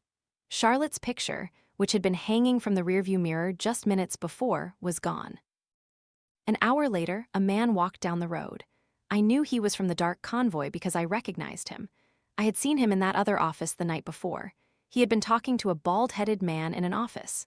This man was of average height and weight, small compared to Brand and the other monstrous giants working for the convoy. I realized again that his size didn't match his strength, his ability to kill with his bare hands. His name was Jason. As I cleaned up my mess, he told me about his first mission for the Dark Convoy. in which he transported a girl who died from a sip of water. I'm a driver for the Dark Convoy, Part 2. I started to tell them everything, from the shooting star I had seen a few nights earlier during my pizza delivery to how I had followed it to the abandoned warehouse. I told them about the test I had taken and the split-second decisions that led to my survival and the death of my predecessor, Frank. I told them about the day I rushed to their house, about getting the demon, and driving on the road to nowhere with Brand. I told them about my apprenticeship with Millie and about the Dark Convoy's offices located beneath Earl's noisy ground floor. It suddenly occurred to me that telling them everything was a bad idea, but Brand had never mentioned keeping it a secret. Besides, the Dark Convoy had plausible deniability about their presence. Society would consider those who revealed secrets to be insane. That's what I felt Steve was thinking of me as I looked at his expression. "Got it," Steve said after I finished my story. "So you took a bribe, sold some, and inhaled the rest. God, Gavin, do you understand what you're saying? This is crazy." "I believe him," Charlotte interrupted. The waitress appeared with our food. Her sudden appearance paused our conversation. She placed pancakes, fried eggs, and a cup of coffee on the table, then went to another table in the restaurant. "At least in part," Charlotte continued. "You smelled entirely of gasoline, and that car isn't something you can just go out and buy in the middle of the night. And last night, Gavin, you were mumbling in your sleep. It was a list. You kept repeating similar things, the 12 operating values of the Dark Convoy. 'Don't inspect the cargo,' Charlotte hummed. 'Always drive at high speed,' and something about carrying a cyanide pill." "Steve," I said, "do you too understand what you're saying? This is crazy." I pulled out my phone and found the message I had received the previous morning. I clicked the link to the Dark Convoy's website and handed the phone to Steve. He studied it carefully, but in the end, he shook his head. "That's just a fake website," he said. "Anyone can create something like this." "It's not fake," I said, "but I won't be able to convince you." Then I remembered Steve was collateral. "Look at your scar," I pleaded. "Shut up, Gavin," Steve replied, unhappy. "What scar?" Charlotte asked. "Heart surgery, right, Steve?" Steve glared at me, then pulled up his shirt, revealing the white, rough scar. It ran from just below his sternum to the top of his chest where his collarbones joined. "Happy now?" he asked. "I didn't know you had heart surgery," Charlotte said. "Because he didn't," I said. "There's a bomb in his chest." Steve stood up. "I repeat, shut up, Gavin. I'm leaving. Go to rehab or something. In the meantime, I'll take over with Richard." Richard Pressman, the one we sold drugs to. I had forgotten all about him, even though he had scared me a few hours earlier, but I realized that Richard was just a harmless speck of dust compared to the Dark Convoy and the cargo they transported. "Call me when you're sober," Steve said. "But right now, as I said, I'm leaving." Steve walked away. Charlotte and I sat in silence, eating our breakfast for another 10 minutes. Then we paid the bill and left. Charlotte broke the silence as we drove home. "Do you think we should go to the police station?" "No," I said. "You don't understand what these people are capable of. They have superpowers." I looked up at the rearview mirror, at Charlotte's picture hanging there. Brand had mentioned following my ambition and my guiding star. It was the motivation for me to complete the 5 missions. It was then I realized that Charlotte was my guiding star. Saving her and Steve was my top priority. It didn't matter who I chose as collateral. Both could be in danger in the future. "Charlotte," I said, "I'm begging you, whatever you do, don't mention this to anyone other than Steve. I don't think he'll listen, but maybe he'll come around. Besides him, don't say a word about it." Charlotte nodded. "Okay, but you have to always tell me everything honestly." That's what she had said before. I had never been entirely honest with Charlotte about my life, or about my feelings, the business ventures with Steve, anything else. Charlotte was the most precious gift in my sinful, wretched life, and I loved her. We stopped the car a few houses from her place. "Call me later," she said. "Sure," I said. "Charlotte, yes." I thought about telling her I loved her, but knew it would only complicate things. "Be careful," I said, "and don't tell anyone about this." When I got home, the moving truck was waiting for me. Brand was leaning against it, legs crossed, his foot tapping impatiently. In the cab were 2 other Dark Convoy transporters, a man and a woman, waiting for me. Brand walked up and climbed into the Demon. "It's 9:30 now," he said. "This isn't a good look." "I'm sorry." He sniffed the air. "It smells like flowers in here." "Yeah, right," I said. "It's herbal essence. I had to take a shower because all of you doused me in gasoline." "Come on," Brand said. "Let's go." I grabbed the gear shift. "Oh, I forgot." Brand handed me something. "Looks like a cyanide pill," he said. "Operating value number 10, take it if you're captured." I took the pill. Right, thanks for the reminder. Although I didn't notice it at first, my eyes drifted to something hidden beneath Brand's leather jacket, a sawed-off shotgun. He also had a gun on his hip. I knew nothing about guns. Anyway, whatever Brand was carrying looked very dangerous. The demon's virtual assistant spoke, guiding me to the road to nowhere. The moving truck behind us followed through the trees. As the gate to nowhere closed, I found myself under a surreal, infinite starry sky. They lit up the road, disappearing beyond the horizon in both directions. I pushed the demon to 60, driving towards Keeper's house, listening to Brand talk about how he had spent the previous night watching Emily in Paris. As we took Keeper's exit, I found myself on another forest road. At the end of the road, I stopped in front of a small, fairy tale-like bungalow. It was painted blue with white trim and a pink front door that looked like rose petals. Through the windows was a warm, welcoming light. I parked the demon. The moving truck stopped right behind me. "Help us move the cargo," Brand said, "and remember the operating values." I followed Brand and the two transporters up the bungalow's steps to the front door. Brand knocked, and a minute later, a man answered. He was very large, as tall as Brand, not muscular, but huge.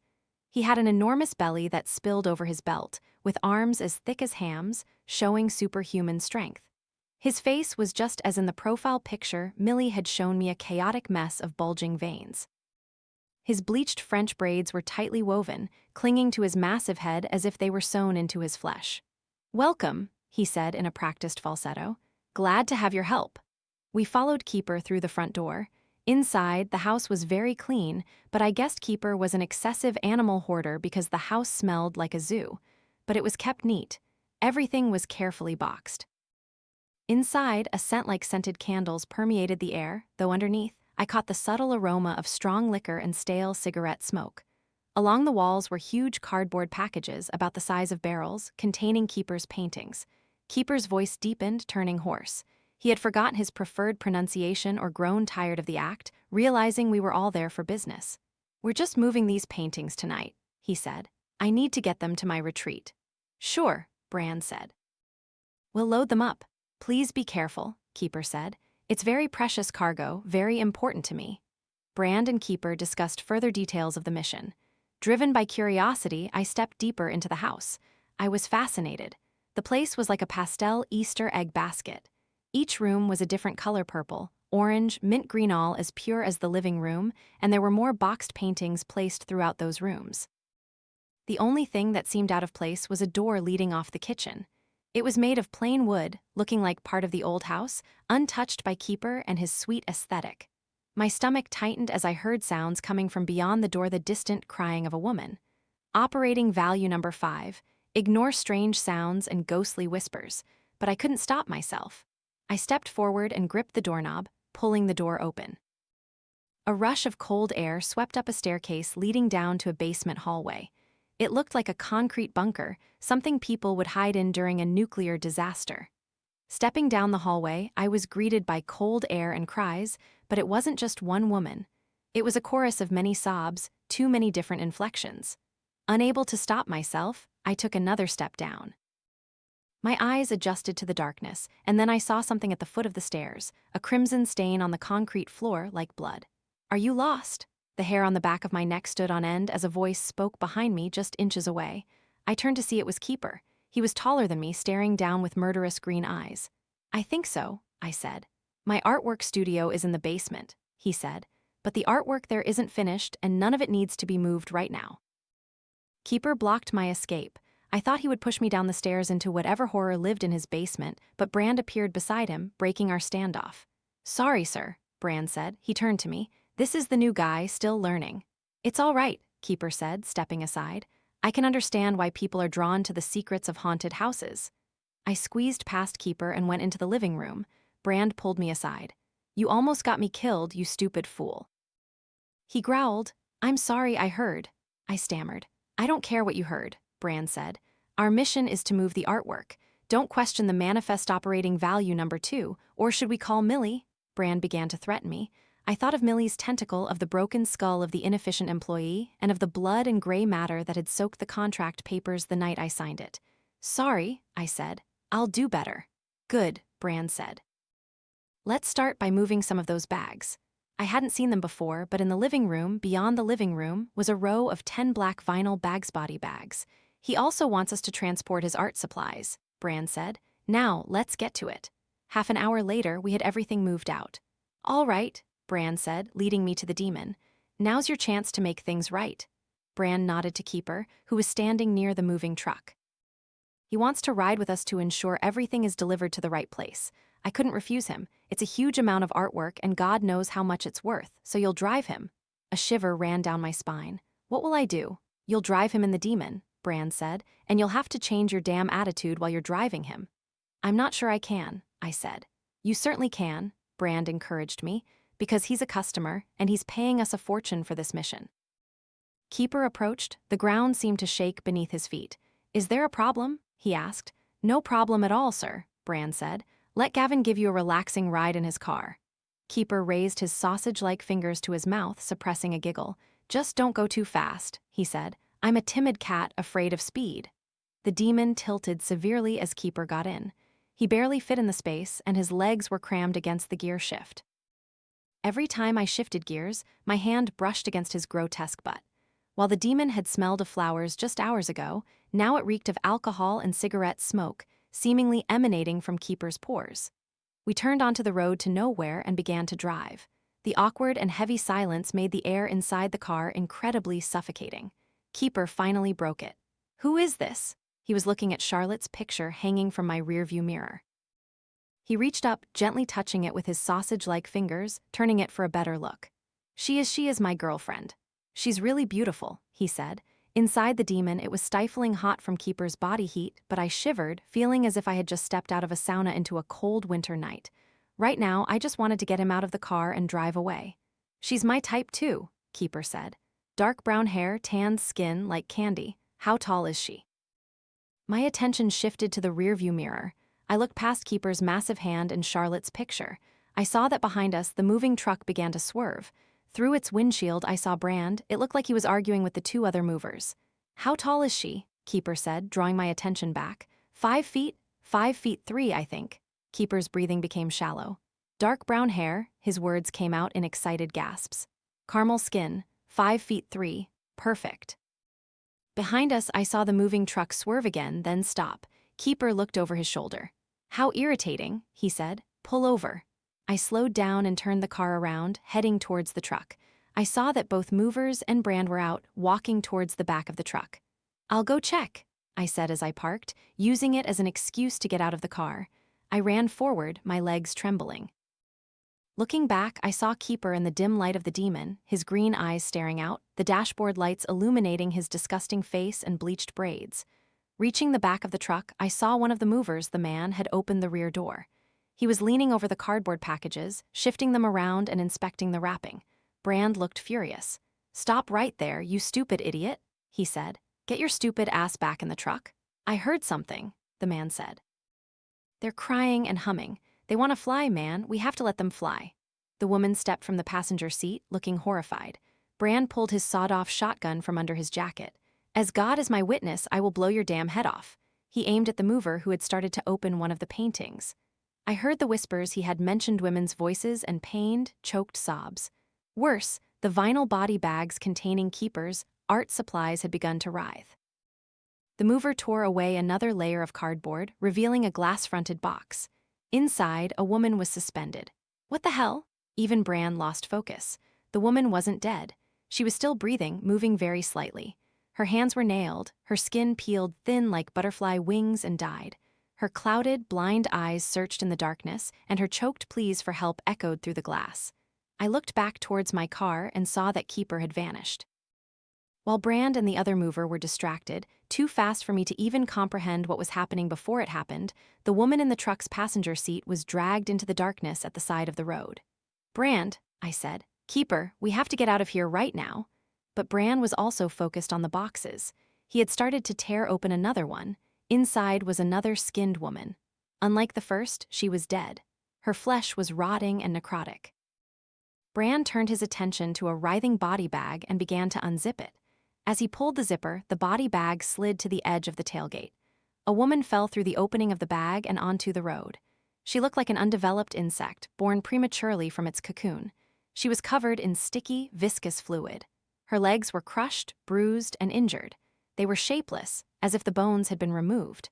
I covered my mouth when I saw her legs were fused together into a tail.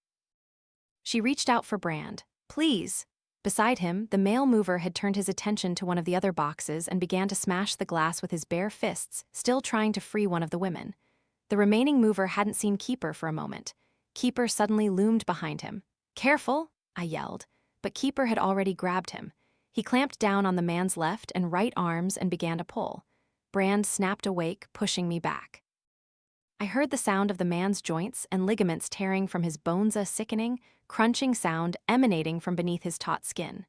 Keeper's eyes were wide and glowing, solely focused on the woman he had cruelly tortured for his artistic pursuit. With one final pull, the man was torn in half. His skin burst at the neck and ripped down his torso as his chest cavity was split open. Keeper threw his two halves away, then turned his attention to us. Brand aimed his shotgun at Keeper, pushing me back with one hand and pointing the barrel at him with the other. But Keeper didn't flinch. He continued to move towards us. I noticed that Brand had started to cry. "Stop," he said. "Stop right there. We'll refund your money." "My art is priceless," Keeper said, continuing to advance. We kept backing away until we hit the truck's tailgate. In a panic, Brand pulled the trigger. His aim was off. It created a hole in the side of the truck instead of hitting Keeper's chest. With a swift movement, Keeper lunged at Brand, grabbing his head with both hands. He lifted Brand off the ground as if he were weightless. Brand and Keeper grappled, wrestling with each other. I looked into Brand's eyes that were filled with fear, then they vanished.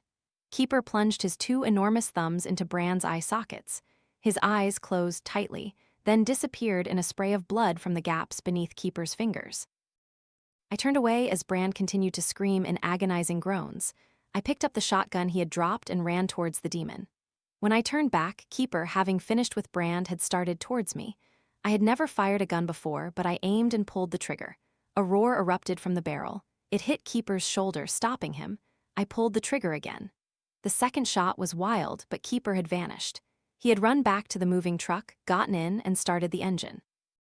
The truck's wheels rumbled, running over Brand as Keeper drove away. From the truck's rear door, some body bags and a few more boxes slid out, hitting the road and breaking open. I climbed into the demon's driver's seat and called the Dark Convoy. A woman answered. "Dark Convoy Dispatch, how may I help you?" "Please, send help to the road to nowhere," I said. "We're tracking your coordinates, sir." What she said next was lost, because in front of me, a miracle happened, brought to life by the strange magic of the road to nowhere. The universe shifted throughout this strange region of space. One of Keeper's butterflies flew up, and then another. Except the women in the body bags who had died on the road, those in the open boxes spread their wings and fluttered into the night sky. Their glowing silhouettes looked strangely beautiful amidst all the carnage. My attention was brought back to the present moment by the dispatcher telling me that help was on the way. I looked in the rearview mirror and saw Keeper had vanished from sight. Then I noticed something else. Charlotte's picture, which had been hanging from the rearview mirror just minutes before, was gone. An hour later, a man walked down the road. I knew he was from the Dark Convoy because I recognized him. I had seen him in that other office the night before. He had been talking to a bald-headed man in an office. This man was of average height and weight, small compared to Brand and the other monstrous giants working for the convoy. I realized again that his size didn't match his strength, his ability to kill with his bare hands. He met me where Keeper had killed Brand and the other movers. Then he opened the Dark Convoy website on his phone and tossed it to me. There were the operating values, a stark and grim reminder of how far out of control I had gotten. 1. Always work in pairs. 2. Don't question the manifest. 3. Don't inspect the cargo. 4. Don't pick up hitchhikers. 5. Ignore strange sounds and ghostly whispers. 6. Exchange cargo within 5 minutes. 7. Tell everyone you work for Merc. 8. Never stop for Smokey. 9. Always carry your cyanide pill. 10. Take that cyanide pill if you're captured. 11. Don't be sentimental. 12. Always drive at high speed. After I finished reading the values, Jason handed me a multi-purpose shovel and told me to clean up my mess. At gunpoint, I dragged the bodies of Brand, the two movers, and Keeper's victims to the side of the road. Then I dug a hole large enough for all of them. As I dug deeper, I always had a fleeting fear of a bullet entering the back of my neck, but it never happened. I kept digging. Jason stood behind me, leaning against the demon, sucking on a multicolored lollipop. Finally reaching the gravel layer at 6 feet deep, I stopped digging. Blisters had formed on my hands, bursting instantly to reveal stinging flesh underneath. The burning open wounds reminded me of the mistake I had made. I thought of Charlotte. With all I knew, Keeper had captured her. The thought of him flaying her in his basement, turning her into a butterfly, made my stomach churn. And I thought of Steve, whose fate was to become a biobomb if I continued to make mistakes. But I was tired and broken, and as I looked up at the stars, a part of me wanted to be free and blend into the endless darkness among them. "Kill me," I said. "End me, and please take care of Charlotte for me." I turned to Jason, expecting his gun to be pointed at my head, but he was resting it on the hood of the car, looking at me with cold eyes. He used his other hand to take the lollipop out of his mouth. "Not yet," he said. "Because you told me your pessimistic bullshit, I'm giving you a second chance." He threw the lollipop into the darkness, then opened another one he had taken from his pocket and continued to enjoy himself. "Believe me," he said, "Sloane asked me to impale you with a fork, but your mission isn't over yet." Sloane, the woman who had conducted the Dark Convoy's test the night I was captured. When I met her, she looked at me indifferently as I chose between chicken and egg, waffles and pancakes, infants and adults between best friends and girlfriends. "Why are you giving me a second chance?" I asked. "I broke the values, didn't I?" "Not as bad as Brand," Jason said. "He was always rambling about the values, but he forgot them. That doesn't surprise me. He wasn't as smart as he thought. The line of work we're in, it'll kill you instantly if you're not careful." Brand hesitated too long. He should have shot the mover and Keeper immediately. He gestured towards the long, dark road. "Listen, kid, you don't have superpowers. Magic isn't powerful, and if you're not careful, you'll end up like Brand, so work carefully to save your little life." I climbed out of the grave and began to lower the bodies into it, and Brand was the last. His bloody eye sockets, where his gouged eyes once were, stared at me. His skull was disfigured by Keeper's powerful hands. His face was rigid, contorted, his teeth broken and crooked like shattered glass. "He was on his last mission," I said. "He was going to an island with his mom and brother." Jason scoffed. "That's what he said, right?" "He wasn't going to?" I wondered. "That was just his wild dream," Jason sneered, before we pushed Brand into the hole. A question erupted from my mouth. "Does anyone ever make it out alive after completing 5 missions?" "I remember some people," Jason said, "but I'll tell you a little secret, so listen up. There are 2 types of people who work for the convoy. First are those who learn and obey the values and don't ask any questions. They survive and enjoy their rewards. But a few will continue to work for the convoy after they complete their 5 missions, like me. And what's the other type?" I asked. "The type who don't learn, and they either get complacent and screw up the values like Brand here, or they always question everything, from professional ethics to the philosophy of life. In the end, it doesn't matter if the convoy or the Supreme Being deals with them, they still die because of the stupid thoughts in their heads." Jason reached out and brushed some dirt from my shoulder. "Although you've struggled with all of this until now," he said, "I think you might be the first type. That's why the convoy found you. We look for people who want something more than the status quo and will do anything to get it. All those pizza delivery shifts on familiar streets, or all those nights cuddling with Charlotte, or selling contraband with your best friend Steve. I know you've always dreamed of a way to change your life and escape poverty. The Dark Convoy is your plan for a new life." We were silent for a moment, then Jason helped me lower the body into the grave, ending Brand's life on Earth. The eulogy at this mass grave was simply a harsh oath of our service to the convoy. We covered Brand and the others with dirt and returned to the demon. "Charlotte," I said, "we have to warn her. She's in danger." Jason shook his head. "It's time for mission number 2. It's time for you to prove that my second chance to you is worth it. Don't worry about your girlfriend. We'll take care of our employees. I've sent a driver with a beautiful shotgun to watch over her. Can you show me?" I pleaded. Jason pulled out his phone, dialed a number, and rotated the screen so I could see 2 Dark Convoy employees eating McDonald's, leaning against their car. I recognized Charlotte's house in the background. "She's safe, right?" Jason asked into the speakerphone. "Roger," the driver said. "Boring as hell, but she's safe." "Keep up the good work," Jason said, then hung up. Then I asked a question that had been lingering in my mind since we threw Brand into the hole. "Number 1, why me?" I asked. "Why did I get a second chance? Jason's eyes gazed into the distance, into his past, something I didn't know at the time. Seeing you reminded me of someone, he said, so I stood up for you and that's all you need to know. We got in the car. Jason entered an address. Don't worry about Charlotte, he said. We can always track her every move. We take care of our employees. Your only job is to drive and not worry about other things. I followed the virtual assistant's instructions, driving away from the makeshift grave by the roadside. We drove in the opposite direction from Keeper. I thought of Charlotte, praying to myself that the convoy employees assigned to watch over her were taking their mission seriously. We drove down the road to nowhere. Our awkward silence was broken when I turned on the radio, playing tunes from Deep Purple's Machine Head. Half an hour later, we reached an exit. Following it, driving through a gate, I found myself on another narrow forest road. Upon reaching a clearing among the trees, the demon's headlights illuminated what looked like an old, abandoned campsite. This huge clearing had 10 campsites, each separated by an old wire mesh fence. 2 vehicles were waiting for us. One was a trailer with a huge flatbed, the other was a polyhedral spacecraft, identical to the one I had followed the night I took the Dark Convoy's test what I initially thought was a shooting star. 2 people descended the spacecraft's stairs, Sloan and the bald-headed man I had seen in the convoy's headquarters. Even from a distance, I could see his marble-like eye darting around. Park next to the truck, Jason said. I followed his instructions. Sloan and Mr. Gray were waiting for us there. Sloan stared at me with sharp, calculating eyes, but it was Mr. Gray's gaze that terrified me. That marble-like eye seemed to bore into me, as if he could see the darkest thoughts from the deepest corners of my soul. You have a good friend in Jason, Sloan said. I voted for your execution. No sooner had she finished than another voice interrupted Sloan, but we appreciate your decisiveness. It was Mr. Gray. His voice was smooth and thick. Recalling my manners, I shook his hand. Decisiveness is very important to the Dark Convoy, he said. If you had called us immediately then, perhaps you could have salvaged our business relationship with Keeper. Although I trusted Jason that he was telling the truth about the convoy watching Charlotte, Keeper still had her picture.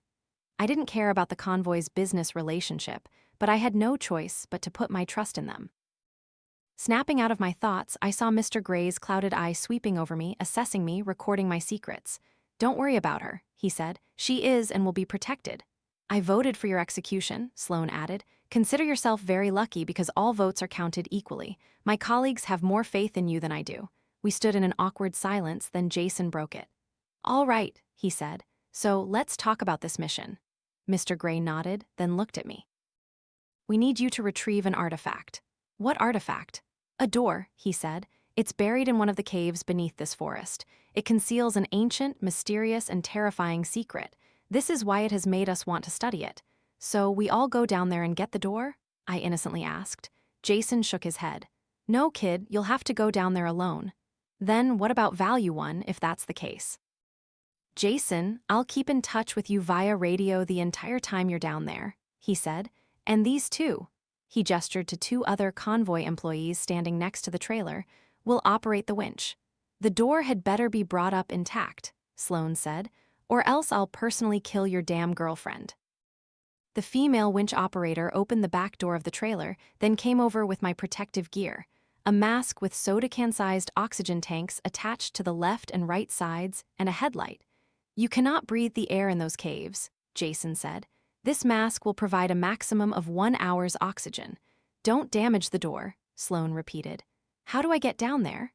Jason led the way to a rig set up at the edge of a hole. The hole was 6 feet in diameter, black as pitch, darker than my sister's future. We'll lower you down there, Jason said. Then we'll send the winch cable after you. Attach it to your harness when you get down. You have about 300 feet of spare line, the other winch operator said. He looked scrawny and drunk. Even walking was difficult for him, let alone operating a winch and bringing up an artifact undamaged. 300 feet is enough to reach the door and secure it. Jason picked up a thick canvas strap fitted with a cam buckle and placed it around my neck. When you find the door, he said, wrap the strap around it, hook it to the winch, and return to where we lowered you down. Easy as pie, Mr. Gray said. I looked at him with an expression of disbelief. Nothing was easy. Not a single part of me believed this mission would go smoothly. Go now, Sloan said, and then she began to walk back to the polyhedral ship with Mr. Gray. When she was halfway there, she turned back for a final reminder. When the door arrives at Earl's, I expect it to be intact, undamaged. Then the ship's door closed. Then the ship ascended with a whistling sound like a spinning firecracker. It flew quickly into the night, a shooting star escaping gravity and finding its way home. "Time to go, kid," Jason nudged towards the hole. I put on my harness and braced myself for mission number 2. My first thought as I fell into the hole was how foul the cave smelled. A combination of decomposition and putrefaction. I had never been afraid of darkness or heights, but the combination of these two horrors made my suspended body tremble with fear. I felt like I was falling into a giant, gaping maw. The darkness seemed to stretch endlessly. Light from my headlamp pierced it, but the beam was very narrow. Looking to my right as Jason lowered me, I noticed a flimsy wooden structure. It was made of planks with a makeshift staircase leading to the bottom of the cave. When I reached the bottom, my feet sank into the spongy floor of the warm, damp cave, dripping with water and slimy goo. I unhooked my harness from the rig. "You okay?" It was Jason calling down from above. "Yes," I said. "Turn on your comm," he said. I flipped it on. "Can you hear me?" "A bit statusy," I said, "but I can hear you." My voice echoed inside the mask. Beside my solitary sound, all I could hear was the hiss of the oxygen tank as my anxious breaths rushed in and out. "Be careful with those tanks," Jason said, his voice raspy over the comm. "You have an hour, but much less if you're hyperventilating and sucking up the oxygen supply." His warning didn't help. I was breathing even faster. "The winch cable is about to come down," he said. At first, I saw nothing, then the heavy steel hook came into view, so fast it almost hit the glass shell of my mask. "Hook it to your harness," Jason said, "and move. My data indicates you have about 45 minutes of oxygen at this rate. Take a deep breath and calm down. Look straight ahead." Darkness from all sides encroached on me, but I steadied myself and followed Jason's instructions. I hooked the winch cable to my harness and began to move forward. I realized I was standing on top of a mountain. The slopes were steep and straight, like a bottomless abyss. Only one path ahead was traversable. From deep within the cave, where I guessed the path ended, I noticed a faint pink light. As I moved forward, the winch cable was heavy and cumbersome. I saw things in the darkness, horrific faces, winged creatures, worm-like snakes slithering across the cave walls. I ignored the madness and continued to trudge towards the faint pink light, carefully descending the slope. "How's it going, kid?" Jason asked. "I want to get out of here," I said. "Keep going," I thought. "You're almost there." The faint pink light had grown more intense. Finally, reaching it, I saw a door. It was the source of the strange light, but on closer inspection, I realized it wasn't like a door at all, at least not what you'd imagine. It stood upright between the ground and looked like a huge slab of rock, 8 feet tall and 4 feet wide, carved with 7 Viking runes. The runes glowed with different colors, but one shone brighter than the others. It looked like an eye. A strange red energy flowed through its crevices. The light emanating from the eye-shaped rune was strong enough to dim the other runes. It also illuminated the vast room I had just entered. Cold sweat broke out on me. I saw that I was in a room full of thrones. Sitting on the glittering, but rather crude chairs were human skeletons. Each skeleton wore a crown made of branches. The crowns were adorned with things I recognized as trash collected from the abandoned campsite above. One of the crowns was decorated with fragments of a Cool Ranch Doritos bag. Its packaging faded with time, purple in hue when mixed with the red light from the rune-covered door. Another crown was covered with curved thorns made from aluminum scraps of Coca-Cola and Pepsi brands, almost completely worn away, and another crown was more naturally adorned, its branches interwoven with crushed flower petals. Sweeping the throne room with my headlamp, I saw that there were at least a dozen crowned skeletons, but the light only illuminated 20 feet. I even saw more human shapes deeper inside. Jason's voice echoed through the comm. "Still there, kid? What the hell is this place?" I asked. "All you need to worry about is the door," Jason reminded me. "Do you see it?" "I see it," I said, turning to look at it. "It's right here." In the time I had looked away, the red light flowing through the eye-shaped rune had intensified.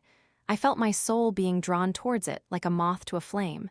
It compelled me to understand it in ideographic language, not just ancient, but non-human. I stepped closer to the door, then, unable to stop myself, I reached out and touched the red rune. The cave vanished. Electricity surged through my body, a series of electrical pulses, a wave of energy transmitted from another dimension. My pupils adjusted to the strange light source, and as the beam faded, I saw things. a valley full of women-old witches, young maidens, many of them pregnant, and young teenagers, children, even infants, all of them looking up at the sky. A giant eye, without eyelids, looked down at them, the eye of a god.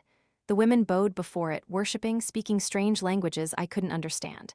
Taking a sudden breath, my oxygen tank began to run low. 100 pairs of eyes simultaneously turned to look at me. Preacher.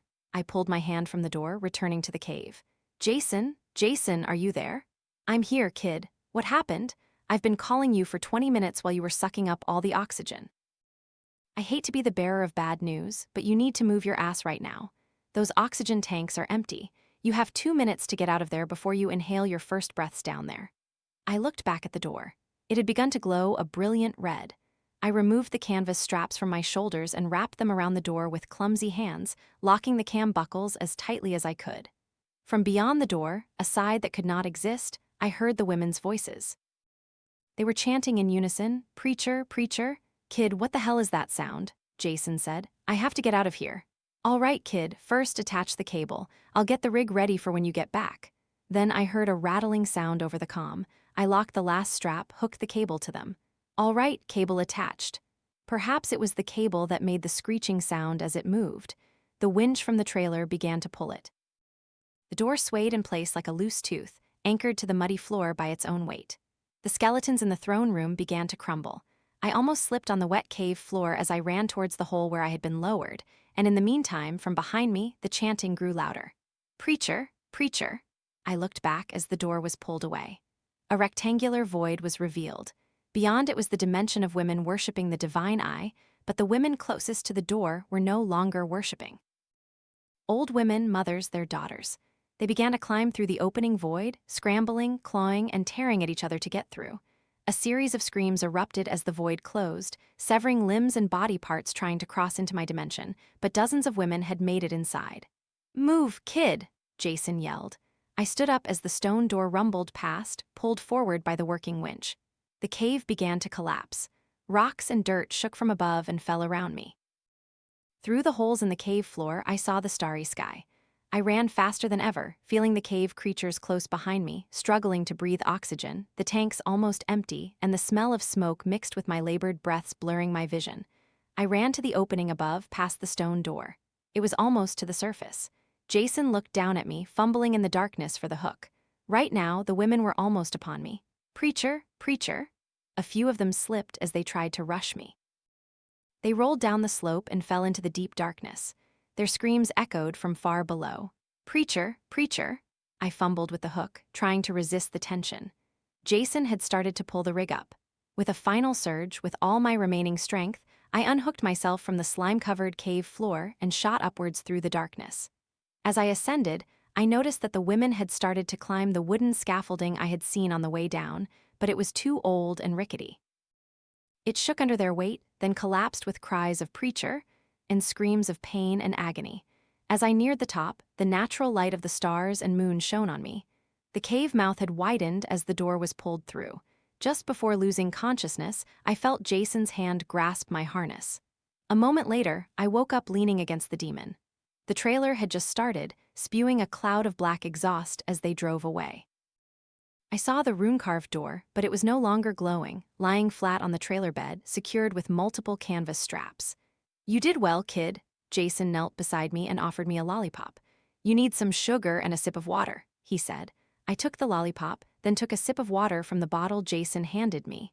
Sucking on the lollipop, I had never tasted anything better.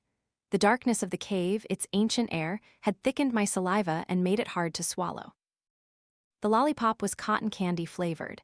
Its taste reminded me of the bright lights of a carnival. Jason helped me stand up. "I'll drive," he said. "You get some sleep, you deserve it." But I stopped him. "Jason, what was that place?" There were women on the other side of the door worshipping a creature in the sky, and they were chanting something like "preacher" over and over. "There are things you don't want to know, kid. Don't question the obvious," Jason said, as if giving an order. "Damn the operating values," I said. "At least you owe me the truth. Mission number 2 is complete," he said. "It was a really bad show, but you proved yourself, and you know Charlotte is safe. I called and checked." "Good," I said. "I mean, of course, that's good, but stop dodging my question. Mission, I want to know the truth about what I saw down there." "All right," Jason said, but don't say I didn't warn you. As we drove on the road to nowhere, Jason told me the truth about the cave and the strange civilization living in its deep caverns. I'm a driver for the Dark Convoy, Part 3. We pulled into a McDonald's. My body seemed to be wilting with exhaustion. What do you want to eat, kid? Jason's voice sounded in my ear. I replied like a zombie. I'm not hungry. Jason gently, persistently, cared for me like an older brother worried about his younger sibling. You need to eat something. It's already noon. You should probably have lunch to fill you up. Filet-o-fish with a side, kid? My stomach tightened. I grimaced. No, I'll just have a sandwich, I guess. Okay, fine, Jason said. Bacon or sausage? Bacon, thanks, Jason. A moment later, Jason returned to the car with a large bag of food. Throughout the drive back from mission number 2, he tried to make me forget what I had done. We stopped at a gas station for a little break, a video call with the guards watching Charlotte. They informed me she was fine and that everything I had done was worth it. But what concerned me most was the fate of the ancient stone door I had been tasked with pulling from the cave. I wondered if it had safely reached Earl's. Jason told me it had, and that Mr. Sloan and the other heads of the Dark Convoy were very pleased with my performance. Jason drove the demon, and we returned to my house. I hadn't been home in days, but given my terrible family life, I doubted my father had even noticed my disappearance. Since my mother passed away, it had just been the two of us. He spent too much time working, and in his free time, he was always swiping on Tinder, looking for sugar babies to fulfill his needs. After so many years of living like that, I was fed up and always prayed for a day to escape. As if hearing my plea, God allowed the Dark Convoy to find and redeem me. Bitter, those two words, redemption. Honestly, after the first mission, I thought my life had hit its lowest point as everything around me gradually worsened, but Jason's appearance brought the only light to my hope for survival. Even though I had only known him for a day, I considered Jason my older brother. It didn't matter that he was a butcher or a liquidator of unruly employees. He had stood up for me even before he met me, and I respected him. As I ate my breakfast, the taste of bacon slowly fading in my mouth, my affection for him grew. Take a day off, man, he said. What day is it today? I asked him. Saturday, why? But Sunday, I said. On the Dark Convoy's website, on the contact page, there's a note about Sunday being a day of rest. Pray for forgiveness or something. We always have exceptions, Jason replied. He pulled out his phone and sent me a message. It was the profile of the girl and my next mission. Tonight, before you sleep, read carefully about our target. She has some very strange problems. She's in an asylum, and none of the doctors there are helping her, and our client has paid us a huge amount of money to get her out. We drove to my house. Jason got out and tossed me the keys to the demon. He started walking down the street and towards a car I hadn't noticed at first. It was driven by the Dark Convoy thug I met at Earl's. Meet me tomorrow at Earl's, Jason said. 9 o'clock, that's where we'll depart. I went inside, and as expected, my father wasn't there. As I walked to my room, I looked at the pictures on the wall. They were a timeline of my life. My parents holding me when I was a baby. My 3 brothers and I in parks, museums, and other places a happy family would go. I kept looking until about halfway down the hallway. The timeline ended shortly after I turned 16. My mother died of breast cancer. If these pictures depicted my life, then nothing in the years after her death had happened. The 15-foot gap before my bedroom was completely devoid of frames. My life was empty from then on. Unfortunate. I went into my room, took off my clothes, and put them in the trash.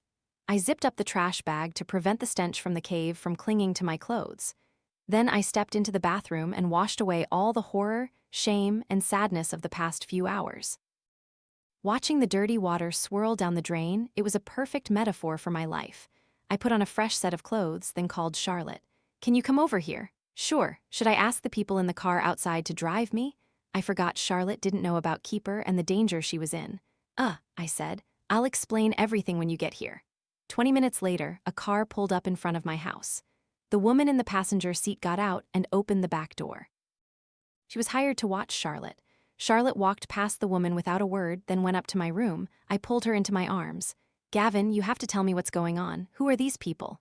The Dark Convoy, Charlotte, I said. The people I told you about at breakfast the other day. But didn't you say they were dangerous? Why are they helping you now? Perhaps I'm on their side, so they're treating me well, I suppose, I replied. Maybe you shouldn't know how I got there, she cautiously asked. I replied firmly, I don't think you should know these things. We sat in silence for a moment, then I kissed Charlotte's neck, inhaling her body's scent. Am I in danger too? She interrupted my arousal. Yes, sweetheart, a lot of danger. She began to panic. From whom? I spent the next few minutes telling Charlotte about mission number 1. I thought she needed to know. The Dark Convoy employees assigned to watch over her seemed very capable, but so were the movers and so was Brand, yet all of them were torn in half by Keeper's massive hands. A serial killer? Charlotte said. I understand. She took a deep breath. Perhaps you'll be angry with me for repeating this, but Gavin, we need to call the police. I frowned at her. In theory, that's exactly what we should do. Calling the police is logical if you play by the rules of the real world. But these people will kill you and me, Charlotte. This is a different game. If I don't complete 3 more missions, you and I and Steve will die. Her eyes began to well up with tears. But there's something encouraging, I said. As I told you, I'm on their side and they will protect you and me at all costs. What if I go to the police? She asked. I won't blame you because that's your decision, but if you truly love me, please don't. I had expected Charlotte to pick up her phone right then, but she placed a kiss on my lips. I trust you, Charlotte said. I pulled her into my arms, kissing her cheek. Even though it sounds crazy, I said, I think completing the last 3 missions is the safest option. We went downstairs, grabbed some food from the kitchen, and talked. Charlotte told me about her after-school endeavors, about dividing her time between studying, playing tennis, writing for the school newspaper, and preparing for her SATs. She had a bright future, at least brighter than mine, and this gave me hope for a happy future together. This world always has 2 sides, light and dark. After you've spent half your life in darkness, the light appears strongly at your feet to illuminate your path and the happy home you're going to. Perhaps accepting the status quo and playing this game of life is the best thing one can do. How's Steve? I asked. I thought about the mysterious thing the Dark Convoy had sewn into his chest, a ticking time bomb. I was doing this job for Steve as well as for Charlotte and my own survival. I haven't seen him much, she said. He's been spending a lot of time with Richard.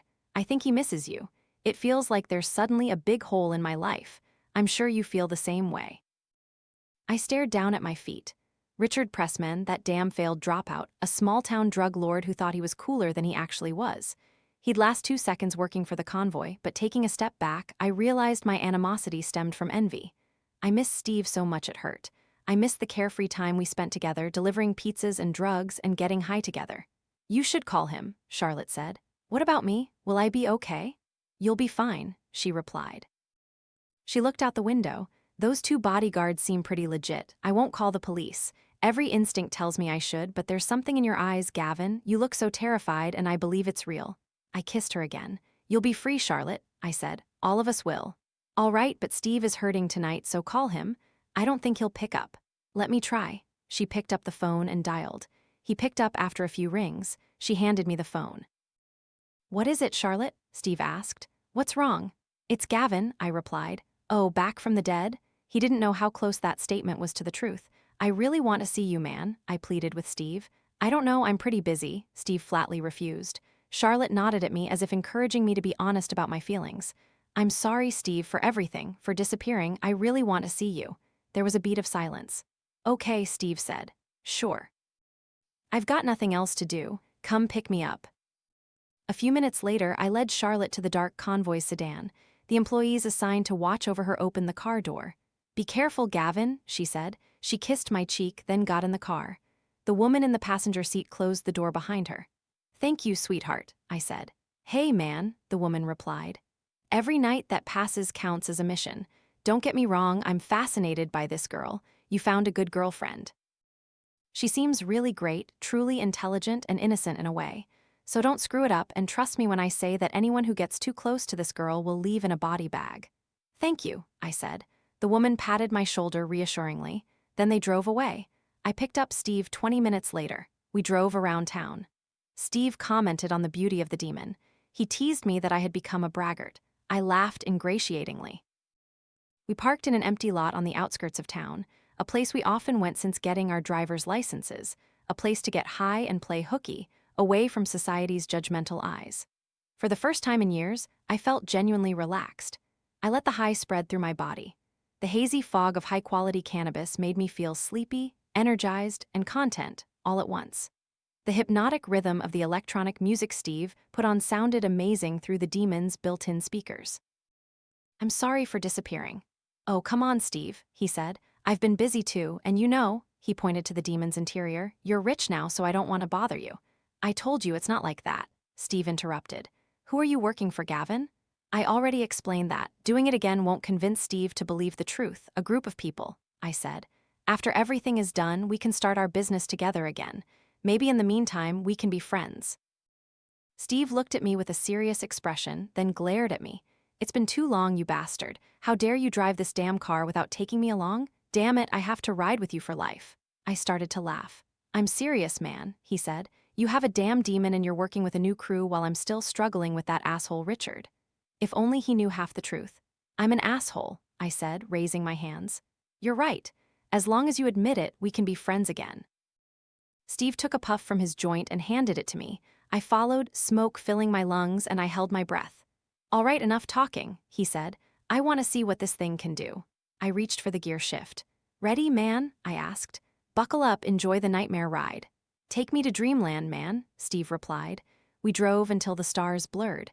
We drove until my face ached, and we drove until I couldn't drive anymore. Then I handed the wheel to Steve to take over, and then we drove until the sun rose. After parking at the far end of the empty lot, we slept for an hour. When my alarm went off, I drove Steve home. "Keep your head up high, Gavin." Steve hadn't called me that in days. "You too." I couldn't take my eyes off his chest. The scar I knew was on the other side of his shirt, the bomb growing behind his ribcage. Seeing him catch my gaze, I looked away. "It's time for me to go do my mission," I said. "No problem," Steve said. "Anyway, today's Sunday. I have to lie to my mom about why I didn't come home, then go to church like a good Mormon kid." "Steve, stay safe," I called after him. "You too," he replied, then quickly went inside his house, closing the door. I started to open my phone. Before entering the coordinates to Earl's, I read about the girl at the center of mission number 3. She suffered from a psychological condition called trypophobia. A year ago, she stepped out of the shower and noticed a cluster of weeping blisters growing on her right knee. A dermatologist diagnosed it as shingles and said there was nothing to worry about. But for someone with this phobia, it was torture. She tried to cure herself, but it led to severe infection and amputation of her leg. Apparently, there was more to the story. The clusters weren't products of her imagination. Now she was confined to a mental hospital called Bright Dawn. From the outside, the place looked very clean and orderly. They helped people with mental health issues, but they also had dark secrets.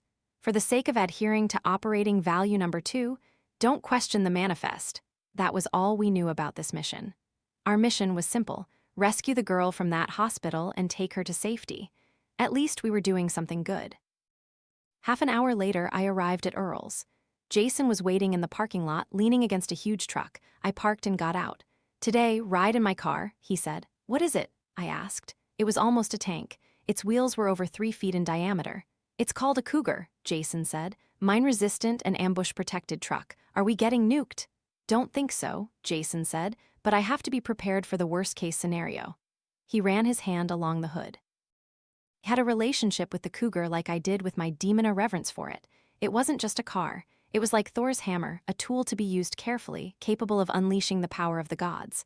"I drove a Cougar in Afghanistan," Jason said. "They can drive straight through a concrete wall." "Is that how we're getting into the asylum?" "No," he said. "We're going in quietly." Then he patted the hood. "This is our escape route." Jason walked around to the back and opened the rear doors. Inside, I saw a hospital gurney and various medical equipment. "As I understand it," Jason said, "the girl is in critical condition." I felt a sudden presence behind me. I turned and saw it was Sloane and Mr. Gray. "I'll drive," Jason said. "Once we get the girl, your job is to keep her calm. Wear gloves," Mr. Gray said. "Her skin condition is highly contagious." Sloane stepped forward, looked me in the eye, and smiled. Her blonde hair glistened in the sunlight, her blue eyes sparkled, and her ruby-red lips shined. But it was all a deception. Beneath the beautiful exterior, she was a ruthless killer. "I'm surprised you didn't damage the door," she said. "But the general rule for this job remains: the girl must be safe and sound. I'd be happy to harm Charlotte in your place if things don't go as planned." God, I wanted to kill this woman. Perhaps completing 5 jobs for the Dark Convoy grants you a wish or something. A damn private island. All I wanted was to kick Sloane into the nearest abyss. "Take the girl," she said. "Bring her safely and on time to the exchange point." At that, Mr. Gray grunted his catchphrase, "Easy as pie." 2 other cars pulled up, each with 2 Dark Convoy employees. "You'll have backup after the rescue in case you need it," Mr. Gray said. "But obviously, we want to do this quickly and quietly." An hour later, Jason parked the Cougar in an empty parking lot near the asylum. He opened the back doors and began to put on his protective gear, a bulletproof vest, shooting glasses, a silenced pistol, and a large knife. Then he opened a trunk. Inside were more guns. "Do you know how to use a gun, kid?" "Not really," I said. "I guess I went bird hunting with my dad when I was little, if that counts." Jason reached into the trunk and pulled out a shotgun. "Maybe you use something like this, right?" I took the shotgun, recalling the basic safety on, trigger, hold it tight against your shoulder so your collarbone doesn't break when it kicks. "But unlike the shotgun I used as a kid, this one isn't pump action," Jason said, noticing my confusion. "Just pull the trigger, but only when we're in danger. I'll handle crowd control." I couldn't help but imagine what was lurking in the halls of Bright Dawn Asylum the crowd Jason might need to control. Before we go," Jason handed me a pair of rubber gloves. "Remember, what the girl has is contagious. Wear these gloves before touching her." Then he put on a jacket that covered his tactical gear. "Just follow my lead," he said. "Always stay right behind me." We walked to the building. It was huge and old, Gothic in architecture, just as you'd imagine an asylum to look. The front yard was filled with patients and visitors. Jason and I went to the back. Right at ground level, I saw a rectangular window. Jason opened it with his knife and we jumped inside. We were in the basement of the building. The window we entered was one of 6 or 7 I could see, old and yellowed, allowing only a sliver of light into the building. It was quite damp. Crumbling concrete was covered in moss. Water dripped from broken pipes. It smelled of rust and death. Jason placed his jacket on the ground. He drew his silenced pistol. Then he took out a flashlight. "Always stay right behind me," he reminded me. The basement hallway was disordered. The place was a damn maze. I saw doors with old, peeling labels advertising mechanical equipment. Jason continued to lead us forward until we reached a long hallway. My heart beat in rhythm with the intermittent drip of water from a distant pipe. "Her room is at the end of the hall," Jason said, according to the inside informant we had. "Why is her room down here?" I asked. "I guess this is where the dark work of this hospital really takes place." Jason continued to advance, keeping his flashlight pointed at the ground to reduce its brightness. Then, about 50 yards away, I saw 2 figures. Jason turned off his flashlight. I followed him forward. The 2 figures, they weren't orderlies, but patrols. They were equipped with much larger guns than Jason's. I crouched down and pressed tightly against the wall, watching Jason work. He raised his silenced pistol, then aimed above and behind one of the soldiers' heads, where the spine met the base of the skull. Then he pulled the trigger. The barrel flashed. The suppressor spat out a bullet. The soldier's head exploded. In the next second, the soldier accompanying the dead one woke up, but not quickly enough before Jason drew his knife. He swung the knife from his waist to chest level in a graceful arc. The blade sliced across the soldier's throat. For a brief second, the soldier's neck opened like a dried fish gill, then blood gushed out, mixing with the puddles on the ground. The soldier collapsed. Without missing a beat, Jason dragged the bodies of the 2 soldiers into the shadows. It all happened in about 30 seconds. "Security's looser than I thought," Jason said, picking up one of the fallen soldier's flashlights, its beam illuminating Jason's face. His eyes were wide, a 1,000-yard stare. This was his domain. Yet despite seeing how expertly Jason killed, I couldn't help but feel afraid. The hallway seemed to be closing in on us. The shadows waltzed, and in them I saw things even worse than the soldiers. "Follow me," Jason said. He led the way forward until we reached a room. From the crack under the door, a strange blue light shone out. Jason quietly opened the door. I heard a woman crying and the continuous hum of machinery. I heard people, their voices muffled by masks, talking to each other. "Yes, it's pulsating, and doctor, on her thigh I see a new cluster of eggs. Eyes too, and near her armpit something just peeked out. On her chest, a new cluster." Then a final voice, more authoritative than the others, cut in, "Cut it all out, harvest everything." Jason slipped into the room. I followed. Another silenced shot. Blood spurted from the head wound of the surgeon. Then another stream of blood quickly flowed as Jason advanced to deal with the others. I saw the woman we were hired to rescue. She lay naked, her arms outstretched, and her one good leg pulled taut in 3 opposite directions, as if she were being drawn and quartered, exposed for the surgeons. She was being flayed alive. In containers on carts around her were patches of skin torn off with tweezers and clamps. Her body was full of holes, as if it were made of a honeycomb. Red flesh pulsed with twitching muscle fibers, and as the doctors and nurses had said, living things were inside them. Black, glowing eyes along with tiny fingers reached through thousands of holes in her skin. I saw a tongue sticking out of a deep, round hole the size of a grape from her armpit. Her body was a giant insect nest. The chief doctor was the only one left alive. Jason had killed the others in the time it took me to process what was happening. "Please," the doctor pleaded with Jason. I heard his previous words echoing in my mind. "Cut it all out. Harvest everything."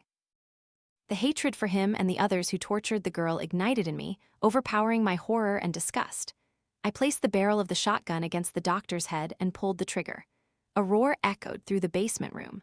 A gush of blood and gray matter erupted from the hole in the doctor's skull, splattering onto the green screen behind him, and the room turned purple. "Oh, damn," Jason said. He was standing over a dying nurse, her body convulsing as life drained from her. "I told you not to shoot unless we were cornered." "I couldn't stop myself," I said. The girl was too pathetic. But in the time I had looked away, her body had almost completely healed itself. The patches of skin the doctors had removed had mended. Tiny hands working beneath her flesh sewed the torn skin back together, creating new skin where there was none. I knew why these monsters wanted her. A million reasons. Self-healing skin. The possibilities were endless. "Please help me," the woman gasped. "Please help me. I was cured of it, but they brought it back." I put on the rubber gloves and began to unstrap her. An alarm blared throughout the basement. Emergency lights began to flash.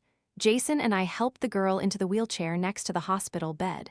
I pushed the wheelchair, and Jason led us into the flashing hallway. The deafening sound of the emergency system made me stumble, but I kept my balance on the wheelchair handles and continued to move. Jason fired bullets from his silenced pistol at new soldiers and orderlies who had joined the fight. I tore my eyes from the carnage and looked down at the girl's bare skin. The creatures in her flesh continued to swarm over her body in waves. Tiny hands reached from within, stitching her back together with sharp fingernails. We reached the window we had come through. Jason and I lifted the girl and followed her out. Chaos engulfed the hospital yard as mental patients fled from the blaring alarm. Their families were confused, and nurses tried to regain control. Jason and I took advantage of the chaos to escape the building and head towards the Cougar. We reached the garage, and Jason made a call over the comm. I helped the girl into the back seat. Jason began to strap her to the gurney. "She's stabilizing," he said, "but I have to do everything to save her, so you have to keep her calm." Jason entered the road to nowhere coordinates into the navigation system. Then he opened the garage door and drove the Cougar onto the street. 2 other Dark Convoy sedans drove alongside us. I saw the flashing blue and red lights of police cars behind them. Their sirens pierced the armored walls of the truck. "Value number 8, Jason said. "Never stop for Smokey." A volley of gunshots erupted. Shooters in the sedans behind us reached out their windows, firing at their pursuers. Glass shattered into the air before the cars crashed into parked vehicles and fleeing pedestrians trying to save their lives. We collided with something. The impact drew my attention to the police car Jason had just crushed. "The girl," he said. "Just focus on her, we're almost there." I looked down at her. She was pale, but she was recovering. The clusters of organisms had vanished, as had the things living inside them. "Are you okay?" I asked. "You're doing great," she said, smiling. "I'm better now, I got out of that place." With my rubber-gloved hand, I took her hand. "My name is Gavin." "I'm April," she said. Whatever lived inside her had burrowed deeper inside. The only trace of their previous presence was what looked like acne scars, but those too began to disappear as April drifted off to sleep. I reassured her that she was safe. Jason and the other Dark Convoy drivers dealt with the police as if they were just mosquitoes. When we reached the road to nowhere, everything became calmer. "How is she, kid?" Jason called back. "I'm fine," April replied. "Thank you for saving me. I thought I was going to die down there." "We're happy to help you," I said, gently squeezing her hand. "You don't have to be afraid anymore." Jason called someone over the comm. We drove for another half hour, then took an exit. I expected to see Earl's neon sign, but we were somewhere else. We arrived at an unnamed industrial building, and its freight bay doors opened to welcome us. "We're here," Jason said. "Get her out." Jason parked, then went around to the back and opened the doors. Behind us, next to a white truck and some cars, I saw a group of people. No Sloan, no Mr. Gray. Whoever they were, they didn't work for the Dark Convoy. An expression of extreme horror appeared on April's face. "No, no, please don't," she said. She turned to me, eyes wide and frantic. "Gavin, please help me. They want to flay me." "The specimen," one of the men said. "She's stabilized. You told me she would be," Jason said. One of them, a doctor unlike the one I had shot in the head, approached April. Her eyes widened even more. She grabbed my shirt collar and pulled my face towards hers, screaming, "You have to help me." "They want to skin me alive?" It turned out we hadn't brought her to safety. We had stolen her from that asylum and were delivering her straight to the enemy. Without thinking, I grabbed the shotgun. I pointed it at the doctor's head. He raised his hands. "Back off," I said. I stepped out of the truck, still aiming the shotgun between his eyes. "You can't have her. We're getting out of here." The shotgun left my hand before I realized it. With his other hand, Jason grabbed my shirt, pulled me towards him, and held me there. "Order, kid," he said. A man who looked like a corporate businessman stepped forward, assessing me as April continued to scream in the back. "Are we good?" he asked Jason. "We're good," Jason replied. More people paid us, stepped forward, and removed April's hospital gurney from the back of the truck. "Please," April pleaded, struggling against the straps. "Please save me." I stood uselessly beside Jason as she continued to scream. I saw the things under her skin reacting to the commotion. They swarmed around her skin in waves. Tiny hands reached from within, stitching her back together with sharp fingernails. Our clients pushed the gurney into the back of a truck, then started their cars and drove away. April's muffled screams echoed through the truck for a moment, then faded from earshot. The drive back to Earl's was silent and tense. Finally, Jason turned to me, deep worry etched in his eyes. "Can you tell me what the hell happened back there?" "I thought we were saving her," Jason said, grinding his teeth. "You're making this really difficult," he said. "How can I explain to Sloan and Mr. Gray why you're still alive, why I didn't put a bullet in your head? I can't do this job much longer, kid." Although I was confused about putting Jason in a difficult position, my hatred for the convoy was too great. I had deluded myself that they were doing good things, that in rare cases they helped people in need. It was a lie. "I told you yesterday when we were messing with Brand," Jason said. "There are two types of people who work for the convoy, those who follow the values and get out, and those like me who have a conscience." "I'm done," I said. "I'm not apologizing for it. You and I are no better than those who flayed that girl alive." I saw the road flash by in my mind, hundreds of empty lots waiting for a warm body, but Jason kept his foot on the gas, and we moved forward under the starry sky. "Anyone with half a brain would have killed you by now," Jason said, "but I care about you." There it was again, the mysterious reason why he didn't execute me despite my constant troubles. "You're almost there, kid," he said. We continued to drive, and I thought about all the reasons why what we were doing was wrong. And although I told myself I was doing it for Charlotte and Steve, I couldn't justify everything, no matter how I analyzed it. I couldn't shake the feeling that a girl being flayed alive so people could study her skin was not okay at all, because it was simply and clearly not right. Not right at all. "I need you ready for mission number 4, Jason said, pulling my attention back to the Cougar. "It's pretty. Are we transporting drugs for a cartel?" "Another humanitarian job. The cargo is hallucinogens made from jellyfish, and the cartel wants it gone. We'll take the exit towards Earl's. When we get to headquarters," Jason finished, "shut your damn mouth and let me do the talking." Jason gave me a long lecture about my mistakes in the previous mission, then for the rest of the way to Earl's, we were silent. I saw real anxiety in his eyes. It was strange. I had never seen this before, because Jason always presented a confident front, as if he had already won. My foolish mistakes were never so bad that they couldn't be explained away, and I think my stupidest moment was when, in a moment of weakness, I pointed a gun at a client after seeing what they intended to do to the girl. I followed my heart instead of my head.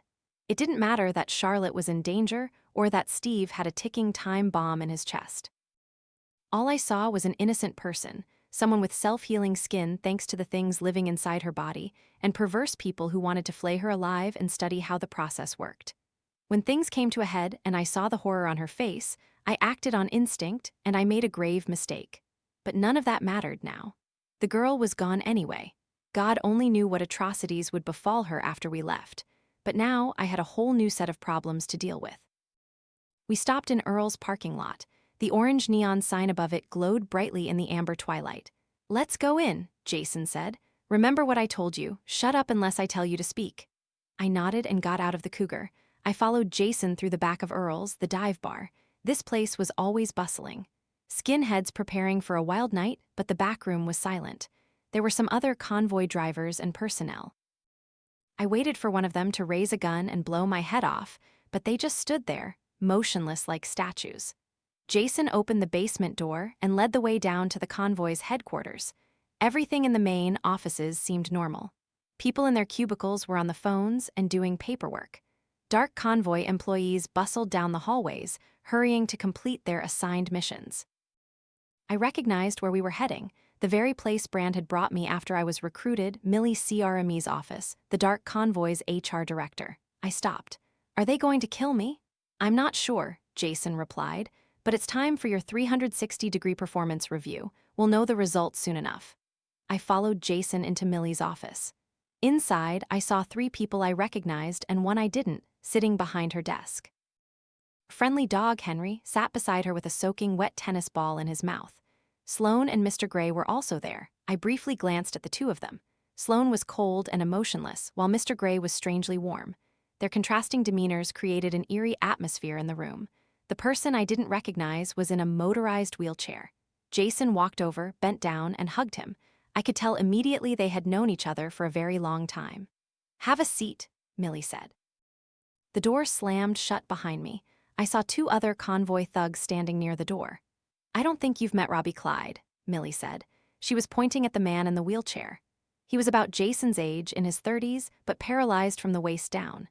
Jason was very strong, not huge, but incredibly strong. The man in the wheelchair might have once been strong too, but his entire body had atrophied since whatever happened that put him in a wheelchair. "Nice to meet you," Robbie said, turning on a large TV screen behind her. One of the thugs pulled the curtains and dimmed the lights. On the screen, I saw my employee profile a picture of me in my pizza delivery uniform from a few weeks ago. Surrounding the picture were various notes and statistics.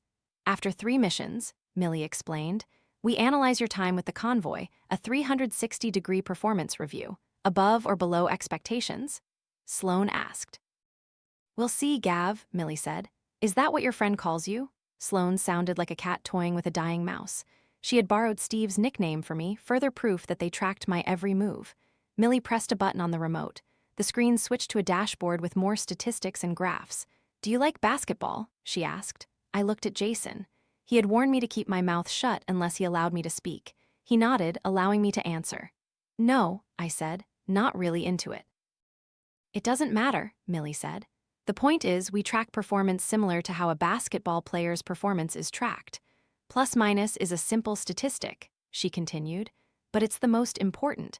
It reflects how well the team performed with an individual player on the court. If a player has a +7, that means their team scored 7 more points than their opponent. If it's -5, then the opponent scored 5 more points than their team. Our plus-minus algorithm is more complex than that," Mr. Gray added, "but the idea is the same. Did the team perform better or worse when you were on the field?" The visuals on the screen were incredibly complex, dense data packets that made my eyes feel like they were lagging. The Dark Convoy analyzed everything: timeliness, attitude towards completing missions, customer satisfaction, employee stupidity, how many times you went to the bathroom, and what I assumed was the most crucial weighting: how many times you violated operating values. And finally, the numbers decided whether you lived or received a bullet to the back of the head. Millie pressed a button, and the screen flashed, displaying my score, plus 25 points. I had feared it would be 1,000, so I breathed a sigh of relief. "Don't get complacent," Sloane said. "Our team didn't even score a single damn point during your tenure. However," Millie said, "a plus 25 can mean $1 million in our line of work.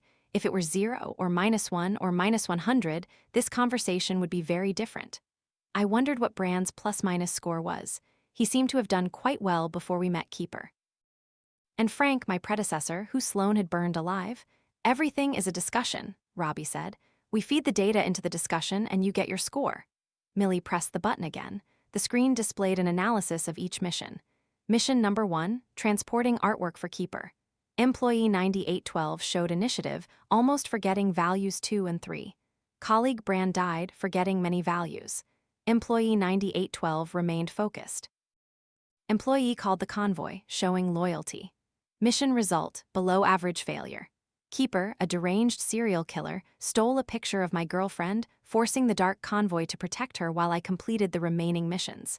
That psycho also tore 3 of their employees in half with his bare hands.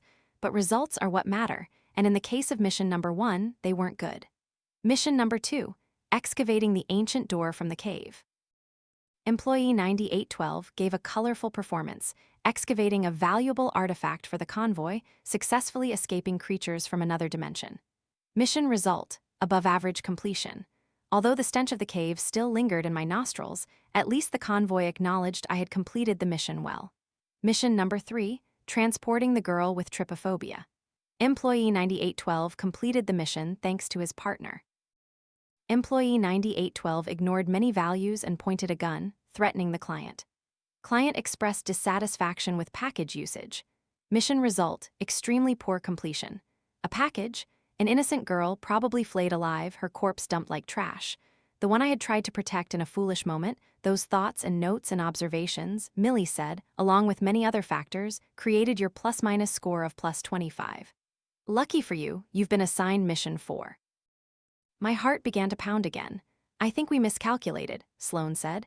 The truth is, Gav, I think you're useless, and I'm not the only one who thinks so. Many people here think you're a burden, but our standards have been lowered for a long time. The tension in the room was so thick you could cut it with a knife. Sloan pulled out her phone, opened an internet tab, and showed it to me. Just saw this on the news, she said. Tick-tock, tick-tock. The headline was large and ominous. 1 girl dead, 2 others missing. Not Charlotte, Sloan said, noticing my face turn pale. Not yet, but it seems things are heating up, creating more butterflies before leaving. She turned back. I wonder what your plus-minus score will be tomorrow. The 2 thugs followed Sloan out the door. Charlotte is now protected, Mr. Gray said, but Sloan is right, your mission completion rate is dropping. Remember, Millie added, you work for us, not the other way around. What I remembered then were the events that happened before I joined the company. Beneath Millie's satin shirt was an alien creature. Just before I signed the papers, I had seen her kill an inefficient employee by wrapping a tentacle around his neck and smashing his head onto the desk. His face was disfigured and unrecognizable. I wondered what his plus-minus score was then. I followed Jason and Robbie out of Millie's office. They were discussing mission number 4, but I wasn't paying attention. I was thinking about Charlotte, and the thought of Keeper hunting her made my stomach churn. I hugged the trash can in the lobby, vomiting my guts out as employees and mid-level managers in the hallway looked at me with disgust.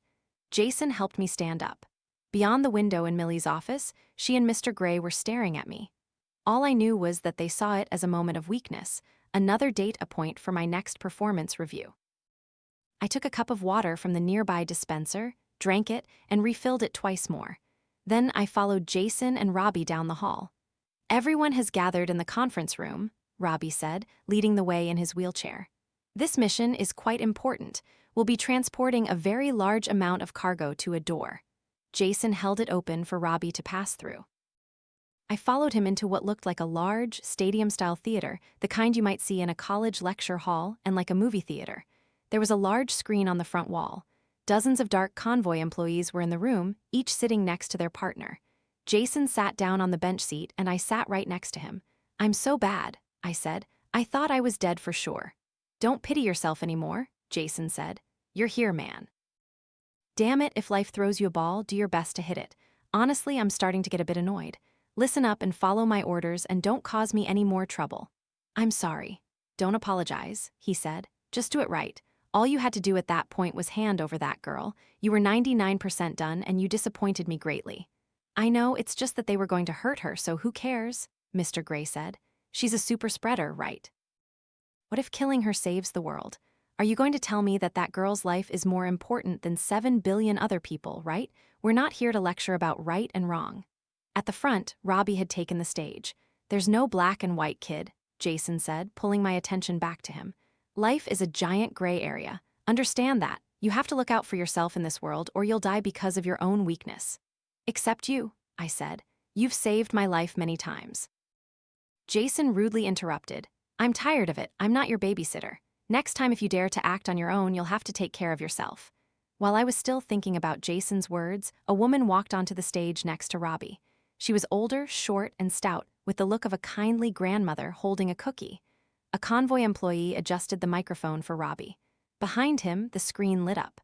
A video began to play, a school of jellyfish floating in water. "Tonight's cargo," Robbie said to the crowd, "is extremely valuable. Because the cargo is so precious, our client has offered to provide some background information." Robbie stepped aside. The convoy employee readjusted the microphone for the woman.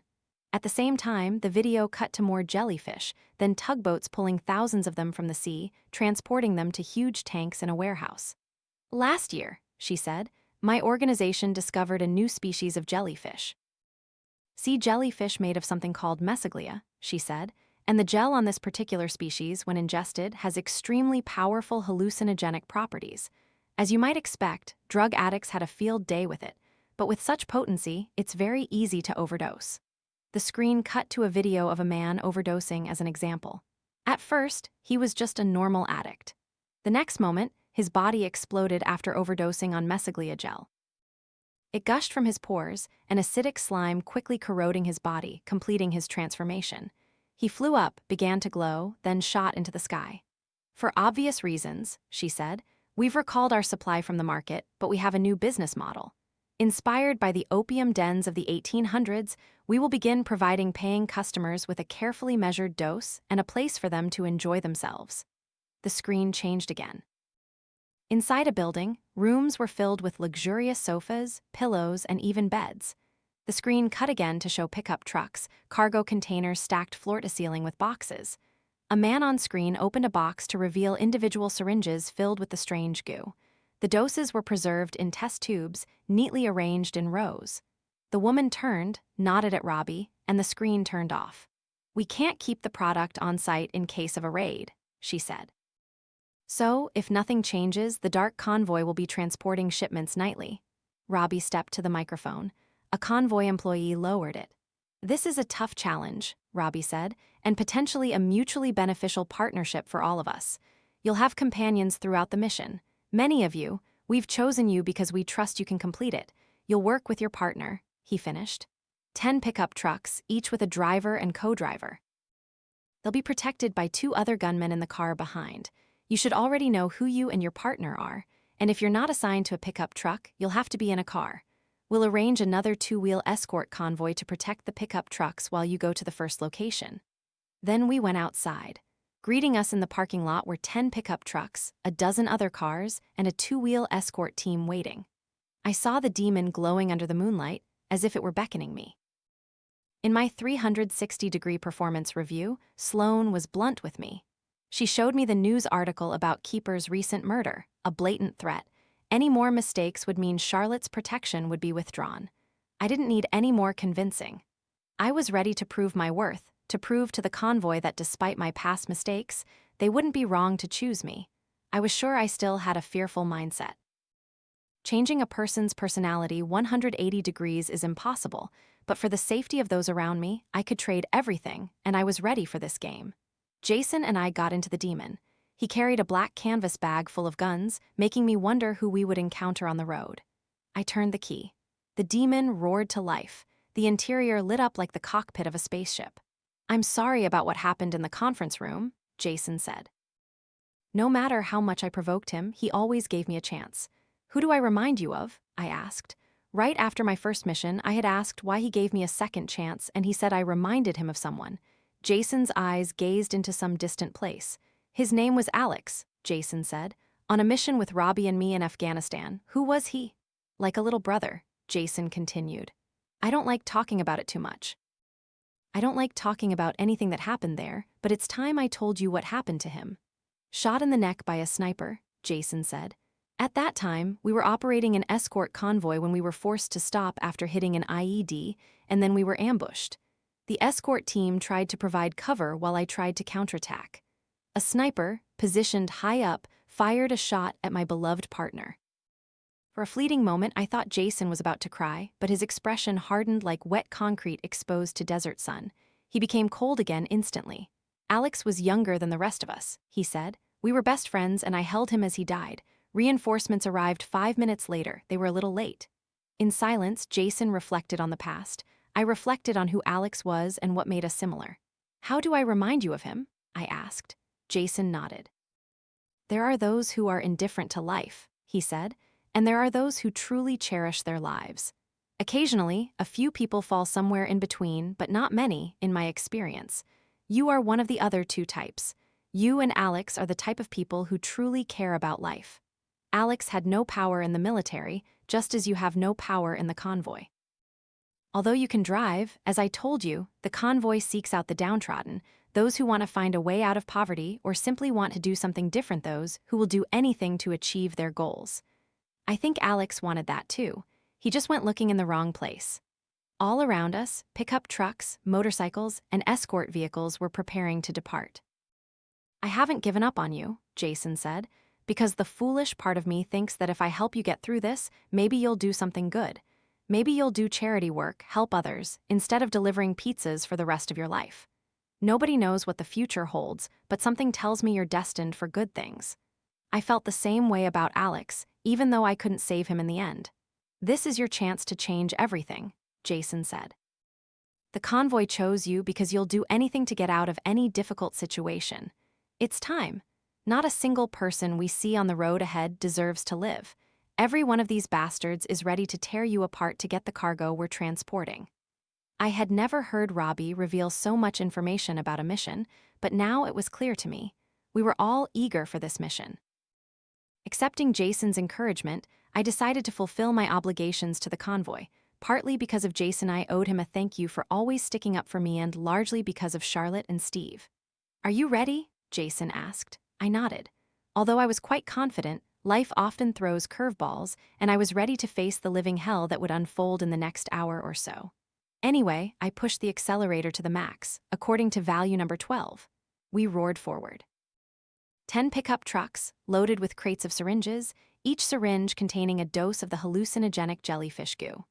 The pickup trucks followed the road to nowhere, one after another, each 12 meters apart. Other two-wheel escort vehicles patrolled ahead and behind, searching both sides of the road for anything unusual to neutralize quickly. I drove the Demon in the middle of the convoy, with dozens of other cars of various makes and models lingering nearby, but everything was quiet. Only our convoy and a starry sky.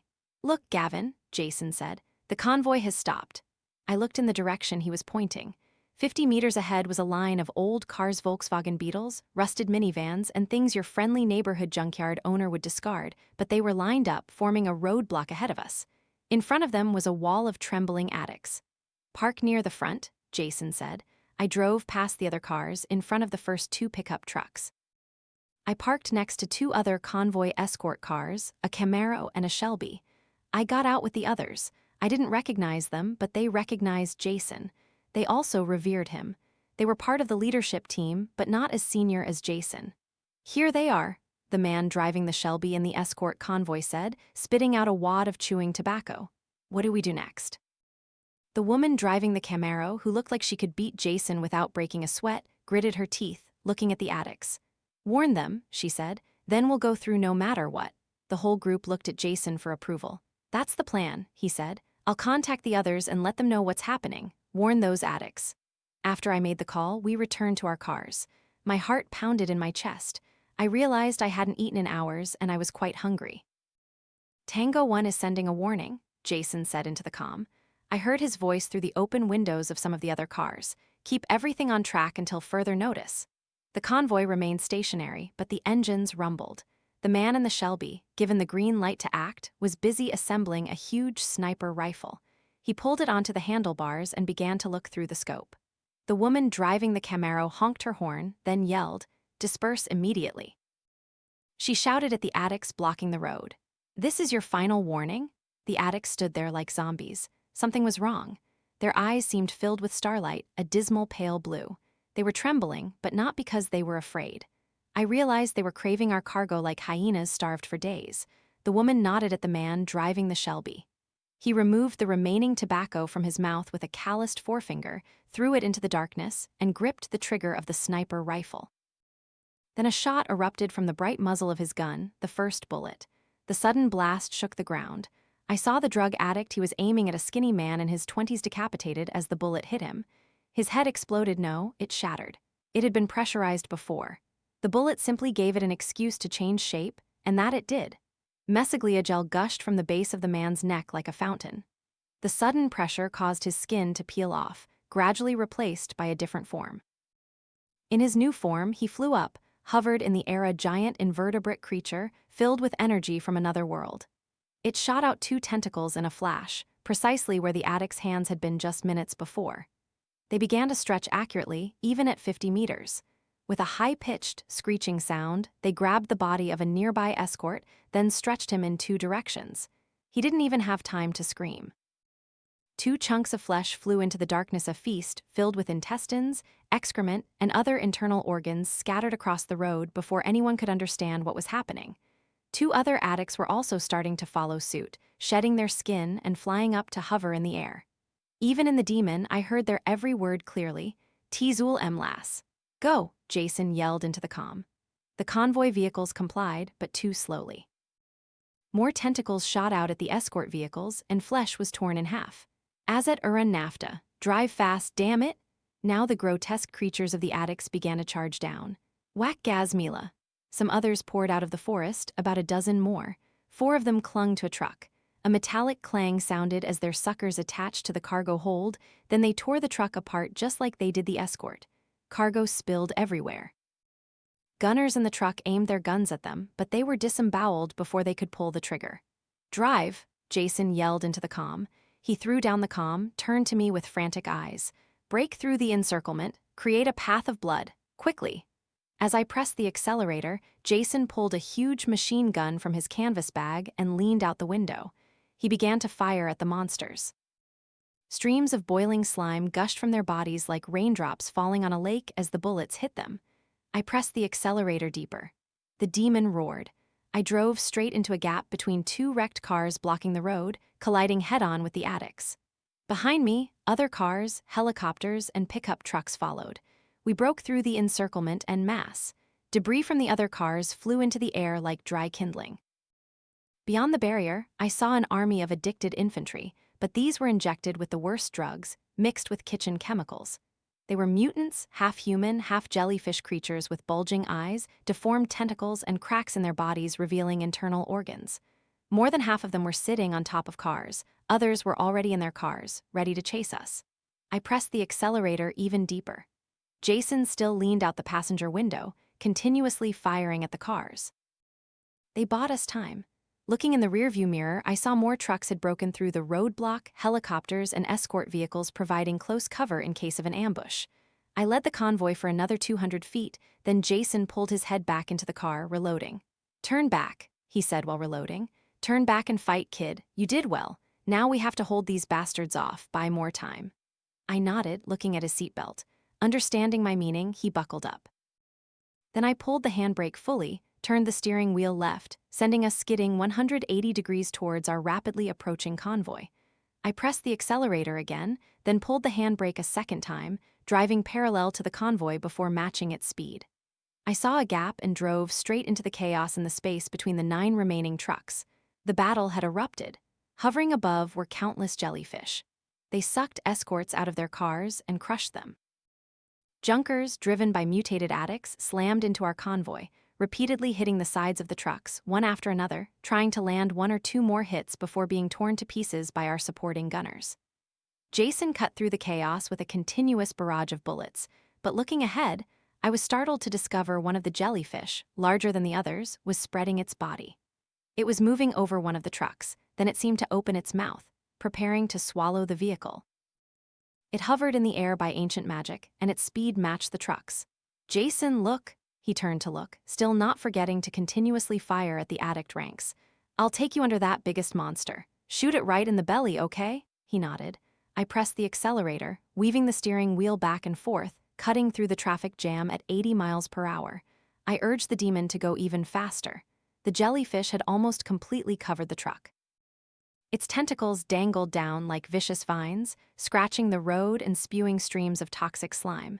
I drove through them, carefully maneuvering the demon until we were directly beneath this monster. Looking up through the windshield, I saw its face a tumor of 1,000,000 eyeballs and razor-sharp teeth. That thing was going to swallow the whole damn cargo. Jason reached into the canvas bag and pulled out a grenade launcher. "Hold the wheel tight," he said. He leaned out the window, aimed with one eye, and pulled the trigger. The grenade launched into the air, tracing an arc towards the creature's face. Jason ducked, checking both sides. I hit the brakes, swerving left and right, zigzagging backwards through the oncoming cars. We escaped from under the monster before it exploded. Then it exploded. In its hazy skin, I saw a flash of light, and then the monster fell sideways. The explosion spread throughout the creature's body. The shockwave from the grenade created a huge hole in the monster's side. Streams of fluid gushed out with sizzling sounds, splattering onto the road, covering addicts, escorts, and drivers in the convoy, killing dozens, but the cargo was safe. The pickup truck had a narrow escape. I turned on the wipers, clearing the slime, then pressed the accelerator again. A train of thought ran through my head. Back to the fight, protect the damn cargo at all costs because it's incredibly important. Try to survive to see a brighter future. Complete all 5 missions, because that's the only ticket out of this damn life. After that fleeting thought, I returned to reality. Jason and I led the convoy towards the drop-off point. Jason and I sat on the hood of the demon, hundreds of yards from the warehouse. It was in a dilapidated area of town we had driven to. A line of people stretched out in front of the building.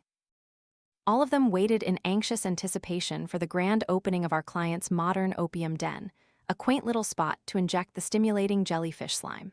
I had seen what jellyfish slime could do to people, transforming them into mutants and disgusting entities with clenched teeth and hideous compound eyes. But Jason's words echoed in my ears, and I listened. We're not here to analyze the philosophy of right and wrong. Life is a giant gray area. Try to accept that or give up. I won't give up, because when I truly stopped to think about it, who were these strangers to me? Charlotte and Steve were the ones who truly mattered. The world is a cruel place, and as Jason had also advised, you have to look out for yourself, because if it's not you, no one else will volunteer. We had escaped the mutated creatures on the road to nowhere, but just barely. 7 out of the 10 pickup trucks made it here, and more than half of the original convoy survived, but our client was thrilled. We had delivered a huge amount of product, more than enough to make their grand opening a resounding success, and as I overheard the fake old woman in charge of the entire operation say, there was still a lot more product just like it. Jason nodded towards the demon. It was still in good condition, all things considered. A layer of slime, some scratches, a bullet hole, and shattered glass, but it still ran. "I want to take you somewhere," he said. "I'll drive." We left the convoy, which had already begun to disperse. We returned to the road to nowhere and turned into a residential area. I recognized Charlotte's neighborhood. We parked in front of her house. One of the convoy employees assigned to watch over her came to my car window. "I just came to check," Jason said. "Everything all right?" "Of course," the employee said. "All good, really quiet. No sign of Keeper or anything else noteworthy for this Gavin kid. Check on her, will you?" Jason said. I got out of the car.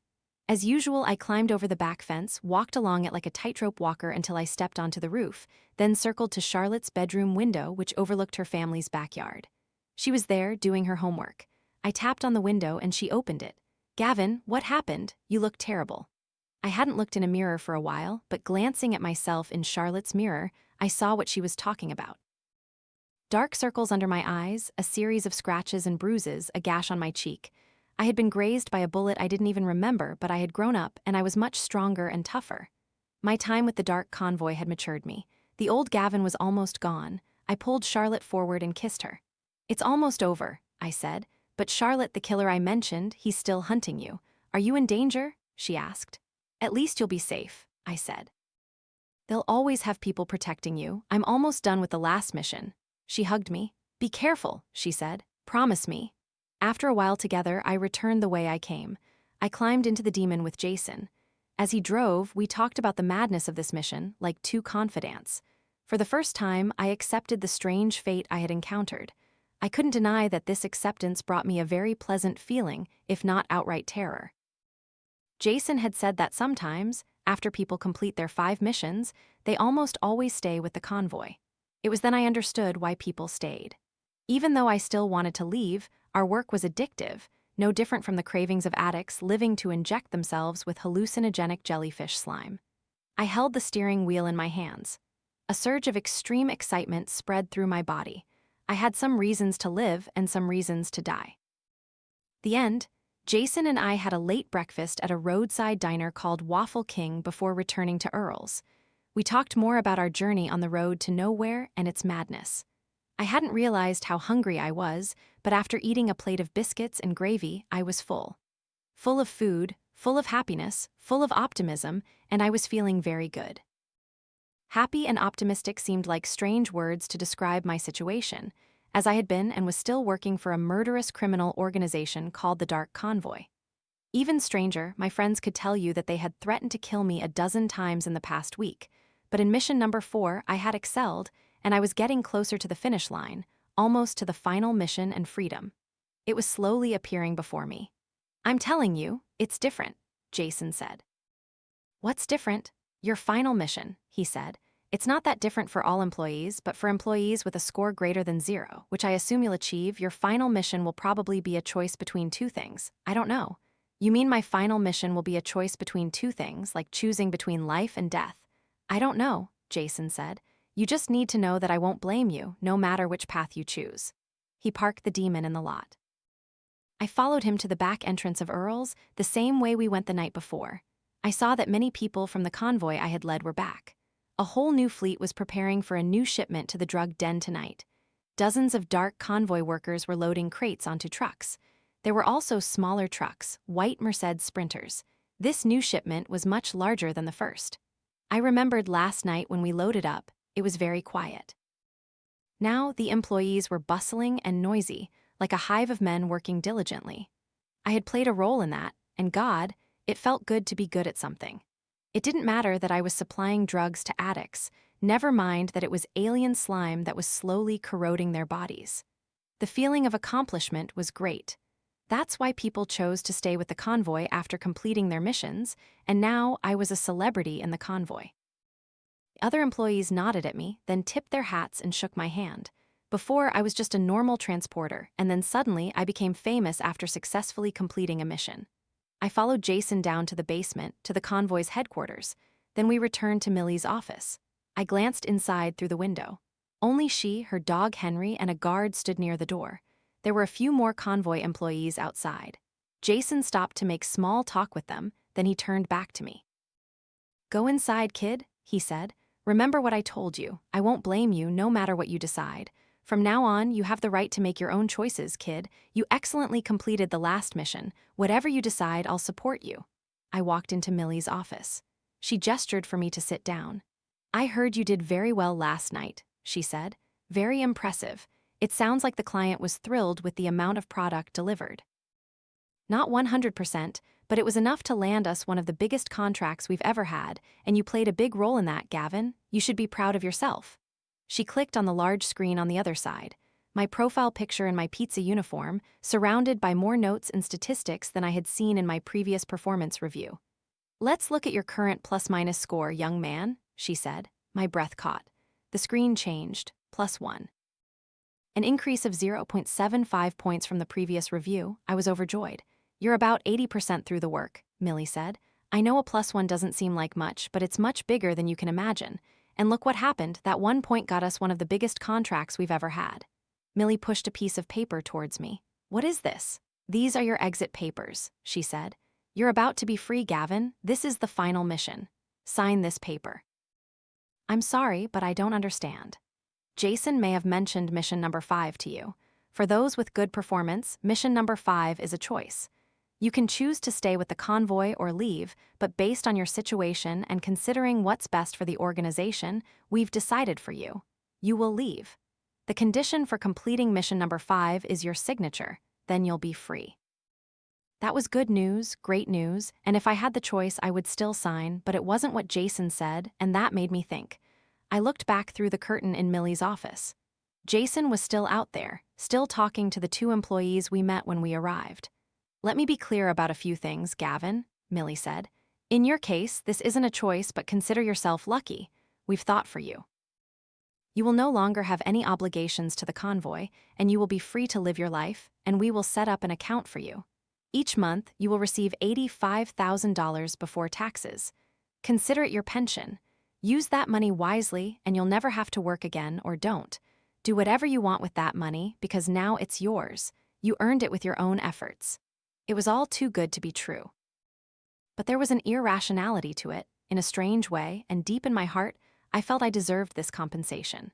From doing everything to pull a mysterious door from a strange cave to roadside battles with alien entities, I had certainly made mistakes along the way, but I had given my all to these people. $85,000 a month seemed fair. I took the pen Millie placed on the paper and began to read the exit contract. Nothing stood out, a signature here and there, some initials. I read through it quickly, filling everything in, but at the bottom, some small print caught my attention. Because Thomas Eggers is a respected client of the Dark Convoy, we agree that he and his business interests will be respected to the utmost of our ability. The undersigned, who previously worked for Mr. Eggers, commits not to spread any malicious information detrimental to Mr. Eggers' personal and professional reputation, and also commits not to interfere with Mr. Eggers' work. Who is Thomas Eggers? I asked. Behind me, I heard the curtain being pulled open. A very important client, Millie said. I worked for him. The keeper is a highly valued client of the Dark Convoy, she said, and he paid us more than you can imagine to deliver his latest butterfly, Charlotte. Wait! Before I could move, Millie's arm transformed into a tentacle. Then it shot out, wrapping around my neck just like what happened to Bill, the inefficient employee, the day I completed my apprenticeship. Her slimy arm began to tighten. The layers of muscle in my neck began to creak and turn red. There was no second chance nor any option to go back and say, "Yes, ma'am, I'll sign." I had hesitated. The consequence of those few seconds of hesitation was death. "Just accept your fate, Gavin," Millie said, her tentacle tightening. I tried to breathe. My vision blurred. I tried to speak, but no words came out. They were choked in my throat. Charlotte had been captured. The guard stood between me and every escape route. Henry looked up with regretful eyes, and as Millie's tentacle tightened, she squeezed me in her hand while returning to her work, flipping through a stack of documents with her other hand. Then I saw a pen. With a last surge of strength, I grabbed it and stabbed Millie's tentacle. She groaned in pain, then loosened her grip. I tried to push the pen deeper into her flesh. Then with the sharp tip of the pen, I carved a long line, tearing through her jelly-like flesh. A jet of black, inky blood gushed from the tear. Millie writhed and screamed, then she released me. Henry whimpered, and the convoy thug at the door grabbed me before I could take a second breath, once again choking the air in my lungs. I could tell his chokehold was almost as strong as Millie's. I spun the pen in my hand, aiming the sharp tip at the soldier's face. He clutched his face and let out a horrible scream. I fell to the floor, looking up to see him staggering, the damned pen embedded deep in the soft flesh beneath his right eyeball. Millie stood up, her other arm transforming into a tentacle, replacing the torn one. I ducked just as it shot straight at my face, grazing my head. I could feel its force. If it had hit, my head would have shattered because behind me, the glass door and curtain were in pieces. Jason and two other employees entered the office. One of them ran to Millie. Jason bent down to me. "Charlotte," I gasped. "They're going to kill her." I looked up. The silenced pistol of the remaining soldier was aimed straight at my forehead. Just as his finger was about to pull the trigger, Jason grabbed his wrist and yanked it down, deflecting his aim, sending the bullet grazing my poor, aching neck. Jason pulled me up and stepped in front of me, pushing me towards the door. "Get out." "Jason," the soldier said. "Go," Jason said. "Let's go, Gavin." The soldier began to point his gun at Jason's head, but Jason seized the initiative. He drew his own silenced pistol. The bullet fired from his hip. The soldier was shot once in the head and twice in the heart. He staggered backwards, dead before he even knew what happened. Without stopping, Jason turned his gun towards the other soldier, who was trying to pull the pen from his eye socket. He fired 3 shots into his head. Blood splattered onto the wall. Jason aimed his gun at Millie, but she had transformed into a complete octopus. She was slithering through a floor vent. Jason's eyes were wild, the exact same look I had seen in the asylum. Right now, his mind was somewhere else, thousands of miles away, perhaps in Afghanistan. The horrors of war weighed heavily on him. "We have to go now, kid," Jason said. He led me out of Millie's blood-soaked office and past the dead soldiers. The last thing I saw were Henry's sunken eyes looking up from under Millie's desk, his teeth bared. In the hallway, everything was eerily quiet. Jason looked around, then turned back to me. "Damn it, what happened?" he asked. "My exit papers," I said. They made the choice for me, said I was done, but there was a small line printed.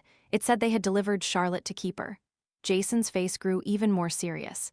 He looked down the hallway, seeing that it was clear. He turned back. "We're getting out of here," he said. "Follow right behind me, kid." The hallway was empty. We turned in the opposite direction of the stairs, towards another exit. I looked back down the hallway, wondering where those people had gone. In the parking lot, dusk had fallen. The first stars began to appear in the darkening sky. Convoy employees were still busy loading drugs onto trucks and speeding up preparations for the shipment. We crouched low, sneaking to the back towards the main parking lot. On the other side, I saw the demon. I started to run towards it, but Jason stopped me. At first, I didn't see them, but 4 burly soldiers had surrounded the demon. They were there for the same reason, to find me and capture me, and looking closer, I realized it wasn't just them. There were others too, weaving among the pickup trucks, all heavily armed and waiting for something to arrive to start a purge. Jason put a finger to his lips, then nodded towards a convoy escort car parked nearby. The driver and co-driver were busy loading the last packages. Jason quietly approached one of them, drew his combat knife, and severed the driver's aorta with a subtle, gentle swipe. His partner, a woman with a rifle slung over her shoulder, didn't even see the knife before it plunged into her soft throat. Jason dodged the blood and moved towards the driver's door. I started to walk around the hood, but Jason pushed me to the ground just an instant before gunshots erupted from across the parking lot. Jason groaned, thrown violently against the car. I looked up to see him slumped there, a bloom of blood spreading like a red rose, soaking through the pristine white threads of his undershirt. The bullet was embedded deep in his belly. Jason's eyes were wide again, looking 1,000 miles away, perhaps his memories flooding back to him once more. "Run!" He pushed me aside as another gunshot rang out. The bullet whizzed through the air where my head had been and slammed into the truck's metal casing. Jason leaned forward, drew his pistol, and emptied his magazine at whoever had fired. I turned to look and saw that the shooter was Sloane. Just before she ducked, Jason stood up, reloaded another magazine, and fired at her, hitting some of the soldiers standing next to her. "You drive," he yelled. I got in the car and started the engine. Blood was flowing down Jason's side, gushing from the wound in his belly. He continued to fire, staggering around the front of the truck, hiding inside it, leaving a long trail of crimson as he left. But his return fire bought us time. As soon as he was in the car, I sped up, driving straight towards Sloane and the others. The rest of the parking lot had taken notice. They moved towards the chaos. Sloane and her soldiers aimed at us, firing continuously. The windshield shattered. A bullet grazed my cheek. Another tore a chunk of flesh from the muscle above my collarbone. As bullets continued to fly, tearing apart nearby cars, I ran over 2 of Sloane's soldiers and sped out of the parking lot, leaving 2 long trails of blood and fat behind us. Jason was growing paler. Although I was driving as fast as I could, everything seemed to be happening in slow motion. Jason fumbled with the navigation system. "Thomas Eggers," I said. "Who?" "Keeper, that's his real name." Jason found the address in the system and entered the coordinates. I followed the instructions to the road to nowhere. I thought of Charlotte, praying to myself that we weren't too late. I thought of Steve. Perhaps he was hanging in the slaughterhouse, his body torn apart, a mysterious, remotely detonated device sewn into his chest. Steve, a living covenant in case I decided not to adhere to my agreement with the convoy. I dialed his number. He picked up after the second ring. "Gavin, Gavin, Steve, what's happening? I'm in pain. Oh my God, I'm in so much pain." I heard Steve's mother in the background, asking him what happened, the screams of his siblings, his father's gruff voice saying he would call for help. Then I heard the bubbling of blood in Steve's mouth, distorting his words. Gavin? The blood splattered wetly into the speakerphone on the other end. Steve was dying. Whatever they sewed into his chest was working, but it wasn't just a normal bomb. Perhaps it was something else, something more lingering, more painful. "Turn this damn thing off right now." I swerved onto the road to nowhere, paralyzed by fear, sadness, and 1,000 other emotions swirling within me while Jason did his best to help me drive. The threat was real. This is what happens if you back out. You won't be able to live in peace when life decides to play tricks on you. There's nothing you can do. The people you love will die in agony. "Steve," I sobbed. "Your dad. He's looking for help." But Steve's phone fell to the floor. Now all I heard were his agonizing screams, and then a sensation like being punched in the ear with someone's full force. It was followed by a siren for a moment, then a horrible boom. Constant ringing pierced the steady beeping. I knew the call had been cut off. Steve was gone, literally torn to pieces. I wiped away my tears, pressed down hard on the accelerator. Jason was still bleeding in the passenger seat, following the navigation system's instructions to Keeper's lair. I was alone in this world. Steve was gone, Jason was dying. Charlotte was in Keeper's hands, and as far as I knew, the entire Dark Convoy was chasing us. But as I drove down the bumpy dirt road, past the trees, to Keeper's house, the crates full of syringes in the back of the truck rattled together as I hit potholes. Jason reminded me he was in pain from the potholes. "I got shot in the gut," he said. "Is there anything I can do?" "Nothing. It's almost over. Maybe I'll be here a little longer, then I'll die. Until then, I'll protect you." "Save your strength, Jason. For what?" Jason asked. "I've made my choice too, Gavin. Perhaps I can do one good thing, help you save your girlfriend." The sight of Keeper's house halted our conversation for a few seconds. A small, fairy tale-like bungalow. It was the same as the last time I saw it on mission number 1. It was blue with white trim and a pink front door. Tonight, too, a warm, welcoming light shone from the windows, emphasized by the darkness. I stopped the car and jumped out. Jason fell from his seat and onto the road. His legs buckled as he tried to stand. I helped him up. His body was bloody, his face as white as paper. We walked up to the front door. I helped Jason onto the railing. I looked through the window, nothing inside. Jason reloaded his pistol. I began to open the door, and the sweet scent of scented candles hit me. The living room was as I remembered it, very clean, not a speck of dust, and new artwork had replaced the old. Homemade glass boxes, the size of coffins, were meticulously hung on the walls. And of course, inside them were the corpses of unfortunate women. The type of women Keeper chose for his artwork were all 5'3", with dark brown, tanned, caramel-colored skin, exactly like Charlotte. But their skin had been flayed from their bodies, and the muscles, the layers of flesh had been dyed purple, pink, and white. Their mouths were agape, their eyes wide and dead. Jason stumbled through the house, swaying weakly. I followed him. He was heading towards the old wooden door, the door I had opened the night I met Keeper, the door leading down to his studio. Before opening the door, Jason reached into his bloody jacket, pulled out his combat knife, and handed it to me. I tucked it into my waistband. Then Jason and I walked down to the basement together. As we descended the rickety stairs, I heard a woman crying. I recognized Charlotte's voice. I had only heard her cry a few times, but it was a sound I knew by heart. Darkness enveloped us like a maze. Lights were placed along the ceiling at long, uneven intervals, but they only created a vague sense of which way was forward. Whether Keeper knew we were coming or not no longer mattered, because now we were entering his domain where he was king of all predators. We followed the sound of Charlotte's cries. To my right, I saw a room full of body bags. They hung from the ceiling by meat hooks. Some were writhing gently, others remained motionless as if dead. They were cocoons, the final stage before transforming into butterflies. In the dim light on the door, I saw a hand-drawn sign with the words, "Pupa Room," written in childlike handwriting. We continued forward, led by Charlotte's sobs. We were getting closer. Jason staggered, unsteady, moving his gun slowly, searching for targets in the darkness. To our right, I saw another room. This one was more brightly lit. The sign on it read, "Larvae Room." No one was inside, but the floor was stained with blood. The room had been used recently, and a mixture of body parts and waste formed a greasy, sticky film on the concrete floor. There was also a thick wooden rack in the middle of the room, its lower part, where 2 restraints held legs, imprinted with torn fragments of flesh. Looking straight ahead, Jason gasped, "Keep looking straight ahead?" I looked straight ahead. We had reached the end of this disgusting basement hallway. To my right was a final room with another hand-drawn sign, "Egg Room." Inside, I saw Charlotte. She was sitting on a bed, her body leaning against the wall, and she wasn't alone. On another bed was a girl who looked so similar she could have been Charlotte's sister. Her chest was moving, but she wasn't alive, at least not conscious. Her eyes were wide, her pupils dilated. A berry-colored fluid oozed from her mouth, soaking her pillow. "Wake up, Charlotte," I groaned. "Please wake up." I rushed to Charlotte's side. Jason still leaned against the door, but still held his pistol ready to fire. I cupped Charlotte's face in my hands. She was bruised, but not severely injured. Whatever the convoy guard had given her had made her almost drunk. "Charlotte, it's me," I said. "I'm here for you now, don't be afraid, honey." "It's you, isn't it? You'll be okay." "No," she sobbed. "It's not okay, he's here." "We're getting out of here," I said. I put her arm over my shoulder and helped her stand up. She reached out towards the girl on the bed.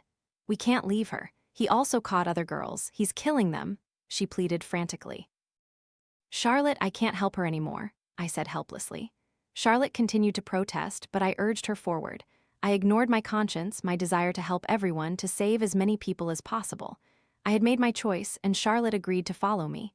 Jason led us into the hallway. On the opposite side, the path was brighter. A huge light source was positioned at the foot of the stairs leading to the first floor. In its light, like a star standing center stage, was Keeper. He held a sledgehammer.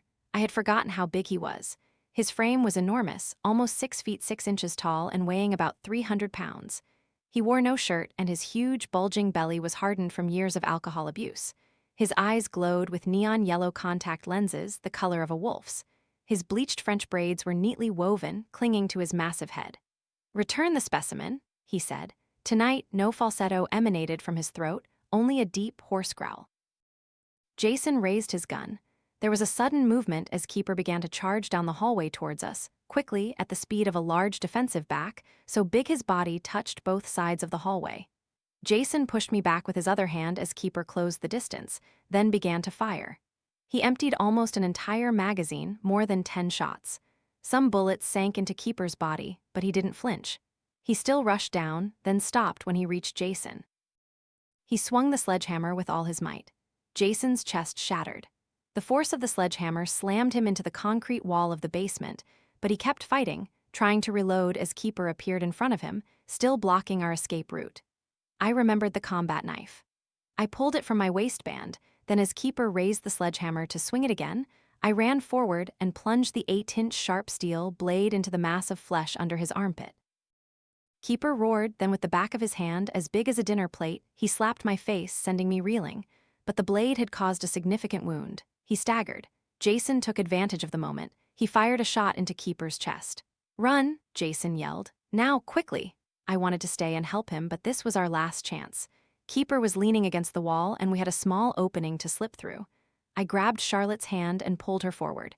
We ran past Keeper. He reached out for us, but Jason was on him, using his last bit of strength to buy us more time.